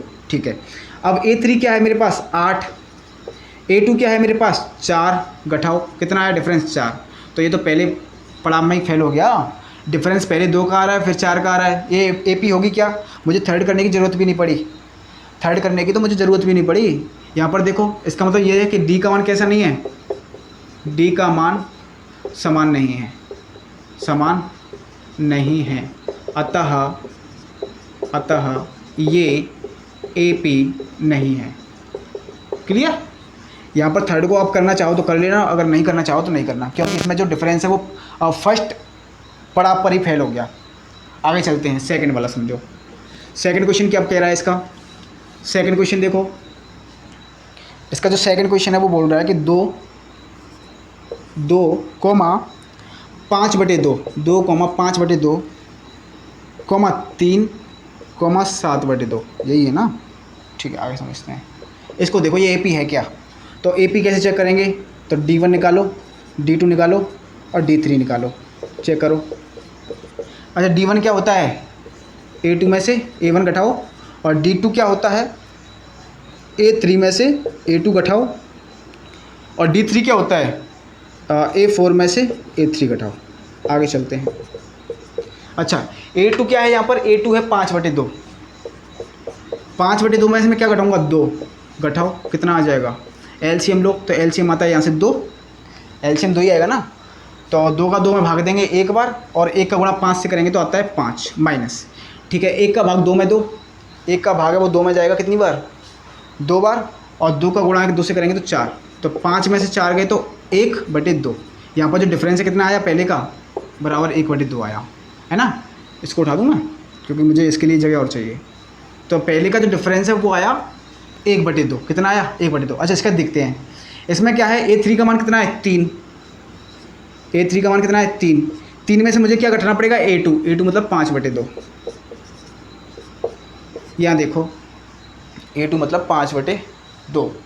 अच्छा LCM क्या आ जाएगा, 2, LCM 2 आएगा, 1 का भाग में 2 में दूंगा तो 2 बार जाएगा, और 2 का गुणा 3 से करूँगा तो आएगा 6 माइनस 5, तो ये आ जाएगा 1/2। डिफरेंस कैसा आ रहा है, समान आ रहा है, तो एक बार और चेक करेंगे।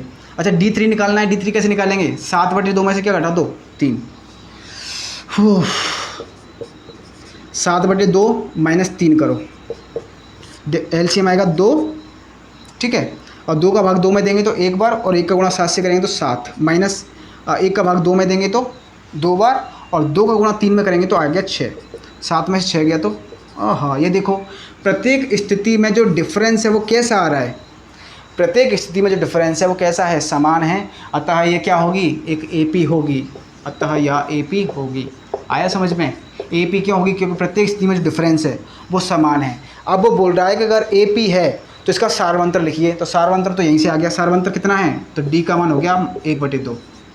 आगे देखो, अब वो बोल रहा है अगर ये AP है तो इसके 3 और पद लिखो, 3 और पद लिखो। अच्छा इसमें कितने पद हमें दे रखे हैं, तो देखो हमें कौन कौन से पद दे रखे हैं इस श्रेणी में, इस श्रेणी में हमें कितने पद दे रखे हैं ये समझो। तो हमें देखो क्या क्या दे रखा है, A1 दे रखा है ना, A2 का भी दे रखा है, A3 भी दे रखा है, A4 भी दे रखा है। इस श्रेणी में हमें क्या क्या दे रखा था, A1 का मान भी तो दे रखा था ना, A1 बराबर 2, A2 बराबर क्या दे रखा था 5/2, A3 का मान दे रखा था, A4 का मान। तो ये श्रेणी में ये चीज़ें दे रखी थी, 3 पद और निकालने हैं। इसका मतलब 3 पद कौन कौन से होंगे, अगले 3 पद, तो A4 अगला पद हो जाएगा A5, A6 और A7, ये पद हमें निकालने हैं तीनों के तीनों। क्लियर। अच्छा मुझे A5 निकालना है, तो मेरे पास एक फॉर्मूला है AN का, A + n-1D, यही तो फार्मूला है। ठीक है, यहाँ पर n बराबर कौन सा पद है, 5 है, तो n बराबर 5 रख दो। तो मुझे A5 निकालना है पहले। A5 क्या हो जाएगा, A का मान मेरे पास कितना है 2, प्लस n का मान कितना है मेरे पास 5 माइनस 1, और D का मान मेरे पास कितना आया था 1/2 आया था ना शायद। ठीक है, D का मान यहाँ पर लिख लेता हूँ मैं, D बराबर है 1/2। ठीक है, इसको बस हल करना है। तो A5 बराबर आ जाएगा मेरे पास 2 + 5 में से 1 गया तो 4, तो 4 का गुणा मैं 1 से करूँगा तो 4/2 आ जाएगा, और 2 से 4 को काटेंगे तो 2 बार कटेगा, और 2 और 2 को जोड़ेंगे तो आता है 4, यानी कि A5 बराबर आ जाएगा मेरे पास 4। आया समझ में, कैसे आया ये समझ में आया। ये कैलकुलेशन है छोटी सी। कैलकुलेशन क्या है, पहले हमेशा ब्रैकेट को हल करते हैं, और ब्रैकेट में देखो क्या है 5 माइनस 1, तो 5 में से 1 जाएगा तो 4, तो 4 का गुणा जब मैं 1 से करूँगा तो 4 एकम 4, और नीचे 2 चल रहा है तो 4/2 हो गया, और 2 से अगर मैंने 4 को काटा तो 2 बार कटेगा, ये कटेगा ना, तो 2 + 2, 2 + 2 क्या होता है 4, तो A5 बराबर आ गया 4। अच्छा मुझे अब देखना है छठवां पद निकालना है, यानी कि A6 निकालना है। तो इस वाले तरीके से करते जाओगे अब आप, इससे आगे सरल है ना। तो n बराबर क्या रखना है 6, n बराबर क्या रखना है 6। ठीक है, चलो इसको भी मैं करा देता हूँ। तो A कितना है मेरे पास 2 + n-1, तो n कितना है इस बार 6, तो 6 - 1। ठीक है, D कितना है मेरे पास, और D है 1/2 है ना, ये है ना। तो A6 बराबर क्या आ जाएगा 2, और 6 में से 1 गया तो 5, और 5 का गुणा 1 से करेंगे तो ये हो जाएगा +5/2, +5/2। इसको हल करके देखना कितना आ जाएगा मेरे पास, 4.5 आएगा, 4.5 पर पॉइंट में थोड़ी निकालना है। चलो इसको कर देते हैं, क्या आ जाएगा। तो यहाँ से एलसीएम लेंगे, एलसीएम आएगा यहाँ से 2 आएगा, और 1 का भाग में 2 में दूंगा तो 2 बार जाएगा, और 2 का गुणा 2 से करेंगे तो आएगा 4, प्लस की जगह प्लस, और 2 का भाग मैं 2 में दूंगा तो 1 बार, और 1 का गुणा 5 से करूँगा तो 5 आ जाएगा। तो ये हो जाएगा 9/2, 9/2। A6 आ गया। मुझे A7 और निकालना है। क्या निकालना है? A7। इसको उठा दूँ, ओके। A7 देखो, A7 कैसे निकलेगा? अपना जो फॉर्मूला क्या कहता है, पहले A रखो, A क्या है मेरे पास 2, प्लस n-1, n का मान कितना है मेरे पास 7, 7 वापस निकालना है ना, 7 - 1, और D कितना है मेरे पास, D आया था मेरे पास 1/2, है ना। तो A7 निकालना है मुझे, ठीक है। तो 2 प्लस 7 में से 1 जाएगा तो 6, और 6 का गुणा जब मैं 1 से करूँगा तो 6/2 हो जाएगा ये, ठीक है। तो 2 से कट गया कितनी बार, 3 बार। तो A7 बराबर क्या आ जाएगा, 2 + 3, यानी कि ये हो जाएगा 5। A7 बराबर आ जाएगा मेरे पास 5। क्लियर? तीनों पद निकाल दिए मैंने। A5 मेरे पास निकाल दिया था मैंने, A6 ये आ गया, और A7 ये आ गया। इसको इस श्रेणी में रख देना, अपना आंसर है वो क्लियर है, ठीक है।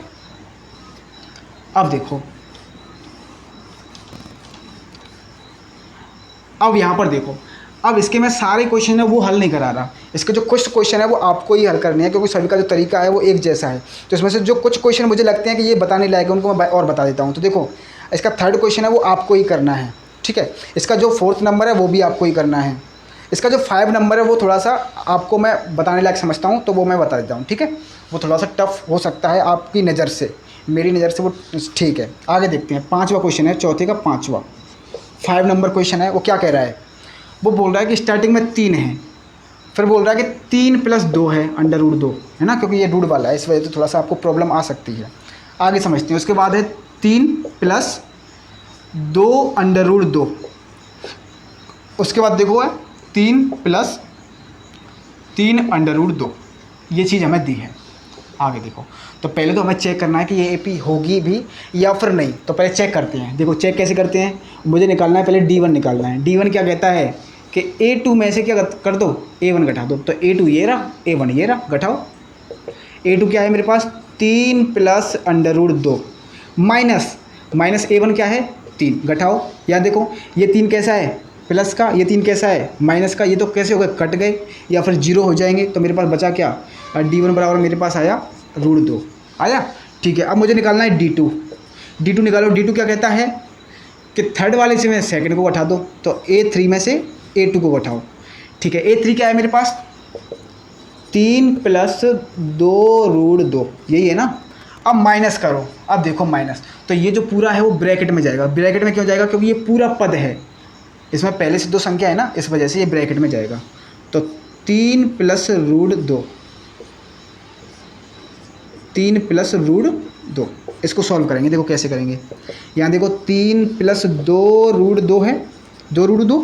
यहाँ देखो ये माइनस है, ये 3 कैसा है, प्लस का है, और जब माइनस और प्लस का जब गुणा होता है तो कैसा, माइनस का 3 हो जाएगा, खुलेगा तो ये, ठीक है। ये देखो ये माइनस का है, और 2 कैसा है, प्लस का। तो जब प्लस माइनस का गुणा होता है तो भी माइनस का आता है, तो ये खुलेगा, तो ये माइनस का 2 आ जाएगा, बाहर आ जाएगा। यहाँ देखो ये 3 कैसा है, प्लस का, ये कैसा है, माइनस का। तो 3 में से 3 घटे, 3 प्लस के में से 3 माइनस के गए, तो 0 बचेगा। तो या तो उसको वैसे कर लेना, मैंने यहीं पे कर दिया है, ठीक है। आगे समझते हैं। यहाँ देखो ये 2 √2 हैं, यहाँ पर जो √2 है वो कितने हैं, 2 ही हैं मेरे पास, प्लस के। यहाँ पर जो √2 है वो कैसा है, माइनस का 1 है, समझ में आया। अच्छा 2 √2 ये कैसे हैं, यानी कि यहाँ पर जो √2 हैं उनकी संख्या मेरे पास कितनी है, 2 है ना, 2 √2। यहाँ पर √2 है वो कैसा है, वो माइनस का है, वो भी मेरे पास अकेला है ना, ये देख अकेला ही है। और यहाँ पर कितने हैं, 2 है मेरे पास। तो 2 में से माइनस का 1 जाएगा तो कितना बचेगा, प्लस का 2 बचेगा, तो √2 बचेगा। समझ में आया कैसे। यहाँ देखो भाई, यहाँ जो प्लस के रूट हैं वो कितने हैं मेरे पास, 2 √2, 2 √2, यानी कि 2 हैं। उनकी संख्या कितनी है, √2 की 2 है मेरे पास। यहाँ पर देखो √2 की संख्या कितनी है मेरे पास, आगे कुछ नहीं है, तो आगे 1 ही तो होगा, कुछ नहीं तो 1 लगा लो। तो 1 √2 वो भी कैसा, माइनस का। तो ये प्लस का कौन सा ज़्यादा है, प्लस का 1 है वो ज़्यादा है, क्योंकि ये तो अकेला है, वो भी माइनस का। ये 2 है वो भी प्लस के, तो 1 से 1 कट गया, तो बचा कौन सा, 1 ही तो बचा, √2 आया समझ में। तो जो D2 है वो भी √2 आया, है ना। और देखो अब निकालते हैं D3 कैसे निकलेगा, A4 - A3। A4 कितना है मेरे पास, A4 ये रहा, A4 है 3 + 3√2 माइनस A3 कितना है मेरे पास 3 + 2√2। ये इसको सॉल्व करना है, ये ब्रैकेट में आएगा है ना, 3 + 3√2 माइनस का गुणा 3 से करेंगे तो ये माइनस का 3 हो जाएगा, और माइनस का गुणा √2 √2 से करेंगे तो ये भी माइनस का हो जाएगा 2 √2।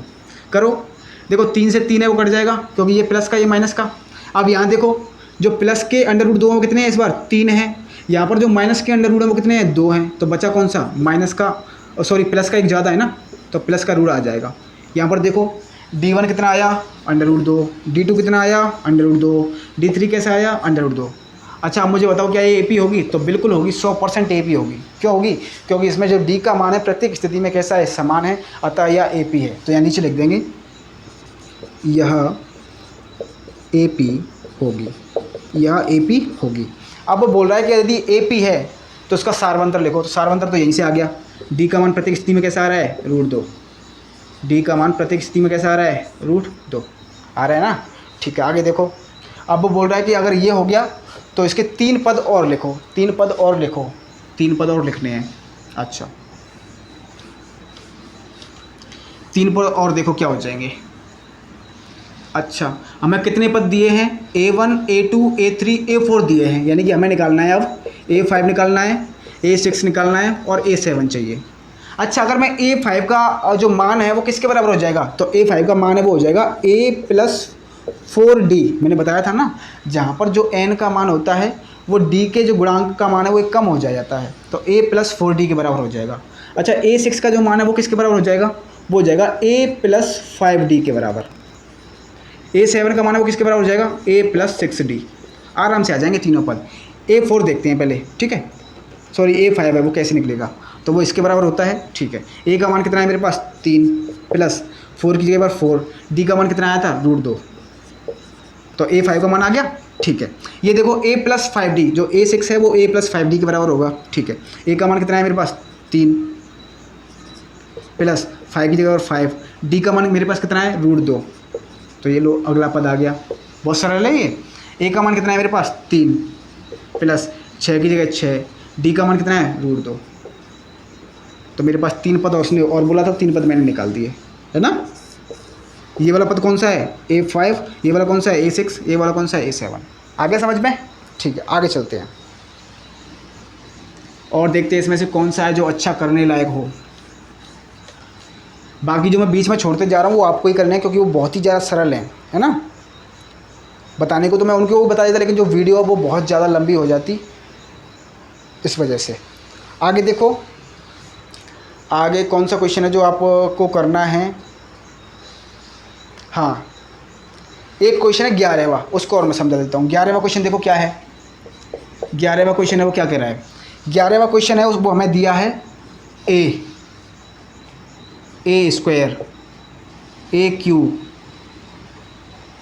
AQ उसके बाद A4 ये दिया है हमें। इस श्रेणी ऐसे ही जाती जा रही है। अब वो बोल रहा है पहले तो चेक करो क्या ये AP है। चेक करते हैं, बिल्कुल चेक कर लेंगे साहब। ये देखो पहले D1 निकालेंगे। D1 क्या होता है सेकंड वाले में से फर्स्ट वाले को घटा दो, यानी कि A2 में से A1 को क्या कर दो माइनस कर दो। ठीक है अच्छा यहाँ पर जो A2 है वो क्या है A² है। ठीक है माइनस A1 क्या है मेरे पास A1 क्या है मेरे पास A। अच्छा मुझे बताओ क्या मैं A² को क्या मैं ये लिख सकता हूँ A × A, क्योंकि A² कब बनेगा A का गुणा 2 बार करना है, तो A × A लिख लिया माइनस A। अच्छा यहाँ से देखो मेरे पास कुछ कॉमन आ रहा है क्या, कॉमन बिल्कुल आ रहा है। क्या आ रहा है A इसमें भी है A इसमें भी है, तो यहाँ से A है वो मैंने कॉमन ले लिया, तो ब्रैकेट में मेरे पास क्या बचेगा, यहाँ तो A बच गया, बचा ना, क्योंकि एक A तो मैंने बाहर ही ले लिया, तो एक तो मेरे पास A बचा, इधर मेरे पास A तो मैंने बाहर ही ले लिया, तो यहाँ पर क्या बचा मेरे पास 1 बचा। तो जो डिफरेंस है जो D का मान है वो क्या आ गया A ब्रैकेट में A-1। ठीक है अब अगला देखते हैं D2 निकालते हैं। D2 कैसे निकलेगा, D2 निकलेगा A3 में से किसको घटा दो A2 को। A3 क्या है मेरे पास A3 AQ है। ठीक है माइनस A2 कौन सा है A², यही तो है। अरे यार ठीक है थोड़ा सा मैं अपने मार्कर में वो स्याही भर लूँ, वरना कुछ विजिबल नहीं हो रहा। चलो स्याही भी इधर रखी नहीं यार। चलो एक दो क्वेश्चन है उनको और देख लो, इसी से है ना कुछ हो जाए, उसके बाद देखते हैं। तो यहाँ से देखो जो कॉमन है वो क्या आ रहा है, ए स्क्वायर ये भी है और ये ए क्यूब है, यानी कि ए स्क्वायर है वो इसमें भी होगा। तो मैंने ए स्क्वायर है वो बाहर कॉमन ले लिया, ए स्क्वायर है वो मैंने बाहर क्या ले लिया, कॉमन। चलो इसको मैं खोल के बता देता हूँ। अगर मैं ए क्यूब को लिखना चाहूँ तो क्या लिख सकता हूँ, ए गुणा ए, क्योंकि ए को 3 बार खोलना है ना, ए गुणा ए क्यूब का मतलब यही तो होता है कि ए का गुणा 3 बार। यहाँ पर माइनस का चिन्ह माइनस का लगाओ। ये बोल रहा है ए स्क्वायर यानी कि ए गुणा ए का गुणा 2 बार। अब यहाँ देखो अगर मैं कॉमन लेना चाहूँ तो ए इसमें भी है इसमें भी है, एक ए कॉमन आ गया, ठीक है, गुणा लगाओ। एक ए इसमें भी है इसमें भी है, एक ये दोनों तो बाहर आ गए। ब्रैकेट में मेरे पास क्या बचेगा, इधर मेरे पास ए बची, उधर तो कुछ बचा ही नहीं, तो उधर बचा मेरे पास 1, है ना। तो ए और ए का गुणा करेंगे तो ये हो जाएगा ए स्क्वायर और ए माइनस 1। तो इसमें जो D2 का मान है वो ये आया। तो आपको D3 है वो करने की ज़रूरत है नहीं, क्यों, क्योंकि यहाँ पर देखो डिफरेंस है वो कैसा आ रहा है, यहाँ पर ए था यहाँ पर ए स्क्वायर है, तो बताओ डिफरेंस एक जैसा है, बिल्कुल नहीं है। अतः यह AP होगी क्या, यहाँ लिखेंगे यह AP नहीं है। क्यों, क्योंकि यहाँ पर जो डिफरेंस है वो कैसा है, प्रत्येक स्थिति में वो बराबर नहीं है। आई बात समझ में, ठीक है। अगला देखो 11 हो गया। अब कौन सा है जो करने लायक है, इसके बाद अगला आता है तुम्हारे पास